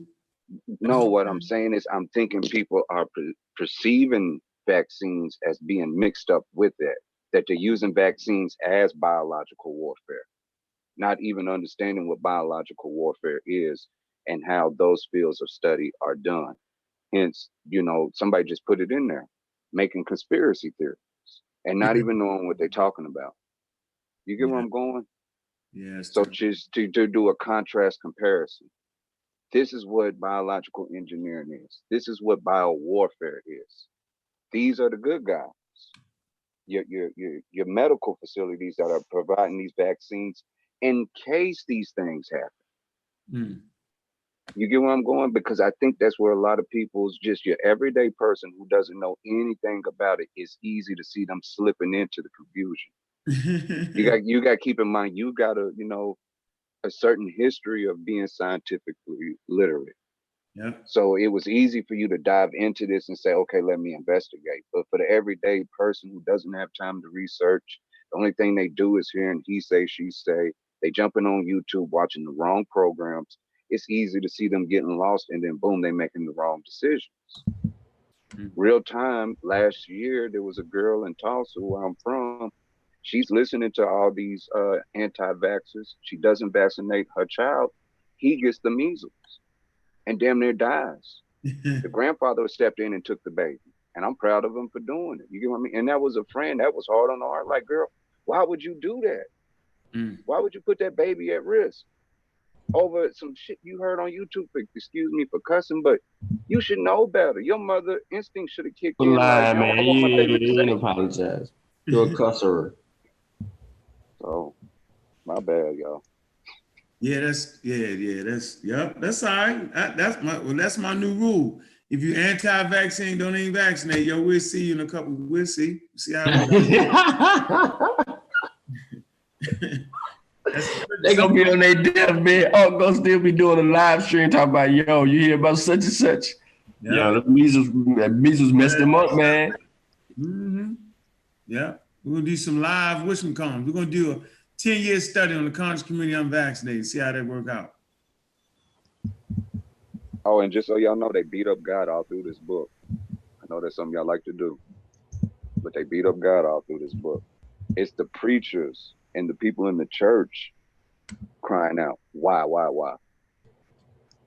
So that's why I recommend this book, because it gives you a survey into their world and what was done. So, and it's not to beat up the church, because during the Black Death, it was the church that brought all these people in that helped them. Measles incident in Chicago at the airport. Who blocked Raymond Brown, yo? Who did that, man? Why y'all block? I don't know nothing. I don't know no Raymond Brown, yo. So I don't know what you crying about. Never seen him.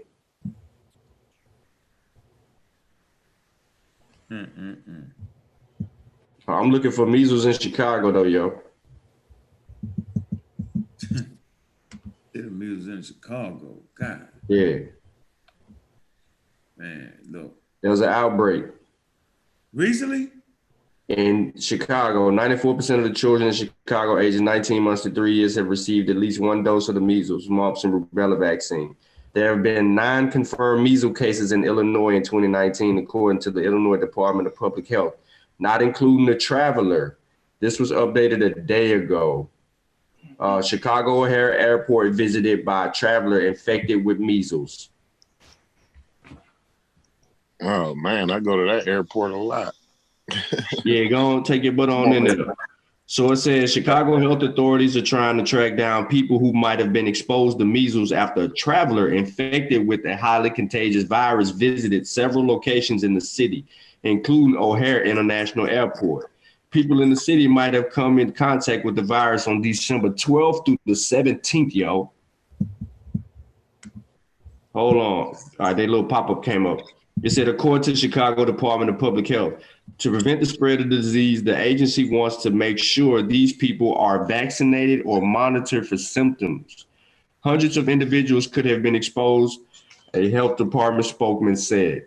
The traveler went to O'Hare International Airport and Starbucks and Greek gyros in Chicago on the 12th and returned to the airport on the 17th, according to the health department, which posted locations and times on its website. People who think they might have been exposed should check their immunization reports or contact the healthcare providers. The Chicago Health Department said people can also call the department directly. Now, the best protection against measles is through immunization, and everyone should make sure that they and their family members are up to date on their vaccines, said Allison Arwadi, the department's acting commissioner. Measles is a respiratory condition caused by a virus and spreads through the air after an infected person coughs or sneezes, according to the CDC and prevention. The disease can have potentially fatal complications. Children younger than 5, older adults, pregnant women, and people with compromised immune systems are especially vulnerable. Signs of infection appear roughly 7 to 14 days after coming into contact with the virus. Symptoms include high fever, coughing, running nose, and rash. Infected people can spread the virus 4 days before and 4 days after the rash appears. There have been more than 1,200 confirmed cases of measles cases this year across the U.S., the highest number since 1992. The majority of the cases were linked to large outbreaks in New York State and occurred among people who weren't vaccinated against measles. Measles was technically declared eliminated in the U.S. in 2000, though it was close to losing that status this year, with measles still largely prevalent in other parts of the world. Outbreaks in the U.S. often occur when someone becomes infected in another country and then transmit the virus coming back to the U.S. within unvaccinated people vulnerable. So, hey, if you don't want to get your vaccine, you're going to get this measles. Chicago has a high measles, mumps, and rubella immunization rate, according to the Department of Public Health, meaning that most adults and children are protected against measles. In Chicago, 94% of the children in Chicago ages 19 months to 3 years have received at least one dose. There have been 9 confirmed measles cases in Illinois, according to the Public Health Department. And whoever that traveler is, of course, they know exactly who that joker is because they said where he went. Go on to the airport. I keep telling y'all, go ahead. That's the fastest way to get sick. Go on to the airport. Quickness. Pull up. They'll say, pull up at the airport. Pull up, Yeah. pull up. Pull up, man. Go on in there. Walk around. Grab you some coffee. Come on, man. What's all that, man? Come on, yo. Screen share that, man. Wow, man, why we gotta look at this knucklehead dude, yo? Man, he got no goddamn sense, yo. This nigga. Man, what do you want to like, dude? Why are you showing a picture from 2020? I'm just on the bridge, man. Yeah, there's some jealousy up there. Dang. Oh, Keisha in the chat asked, why is this happening? It's happening because people have been traveling abroad where measles is, people are coming in contact with measles. There's outbreaks in places, and it's transmitting through these particular TV. Niggas watching too much Southern at the TV, yo. Getting dumb all the way down with that. I can't show this picture right here to the chat. Oh man, what the hell is you doing, man? Yeah, I might get a date. All right, come on, yo. Come on, that shit. Raymond, I know that's you in the chat, yo. Trick dear. Yeah, I know that's you. This nigga mad, nigga bald head as hell, going bald, showing a picture with braids and shit. The hell's wrong with this nigga? Right. I ain't going bald. Shit, he weighed more. He weighed more then than he do now, though. I was eating meat then, bro. Yeah, you was eating meat. Well, you need to get back on the meat then, yo. I've been back on meat. Sean, that article you just read, did it give a suspected place of what countries typically have measles outbreaks in it? Nah, I mean it's measles outbreaks all over, yo. Because the one in it's not giving it, it's not honing in on that. I ain't going nowhere. I ain't getting in there. I ain't going to the airport.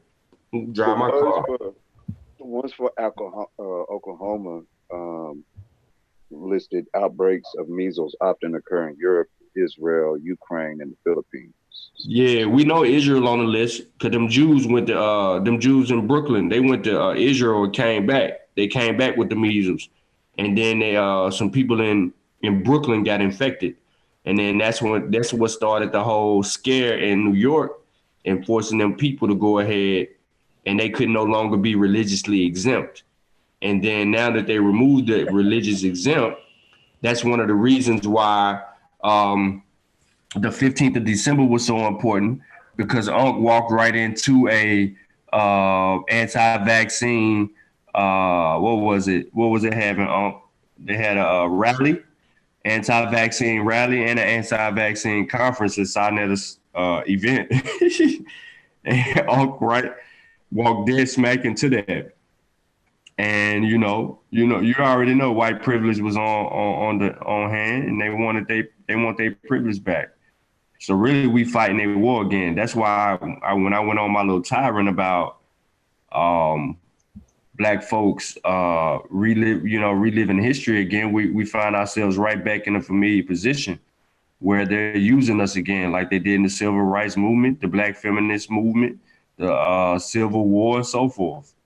We're pawns in their scheme. So we need to, all y'all woke people, y'all need to, come out of your coma. Yeah, and do you remember me mentioning, a big part of it through my eyes is their egotism, looking at it like, I'm not going to have no disease. That's an African thing. I'm not going to get Ebola. I'm not, you get what I mean? And downgrade us, but not paying attention to what is keep trying to drive into everybody's mind, that inoculation in the Americas came through us. You get where I'm going? But it's an ego thing. It's the pride thing. I'm right there with you. I'm just saying, we got to really, really analyze this stuff properly. So, oh man, it's the worst. Well, I'm about to analyze my eyelids. Yeah, we out of here, man. No questions in the chat room, man. We got 10,000 people. Hit that like button, man. Go ahead and support the abs you wear, man. Get your sweatshirts and all that. Get your no religion, you know what I'm saying? Get your no God but nature. You know what I'm saying? Just all the way around the board, man. Support everybody, support all the families. Where you at, Jolanda? I'm about to scare my family tomorrow. I'm going straight up over my family house with a Jesus died. Jesus did not die. Cross on. Jesus did not die. He cutting grass. That nigga cutting grass. He ain't dead no way. Cutting grass. That's funny. Yeah, family, we be out there, man. I appreciate y'all coming through, man. Had the whole full panel. That was where it's supposed to be. Appreciate how we did that, man. All right, we out, family. Black African Power. Yeah, Black African Power. All right. It's crazy. Amen. He's an amen ass nigga, boy. Nah, they were right. He was wrong. I was wrong. Unc, I'm jumping out of here myself.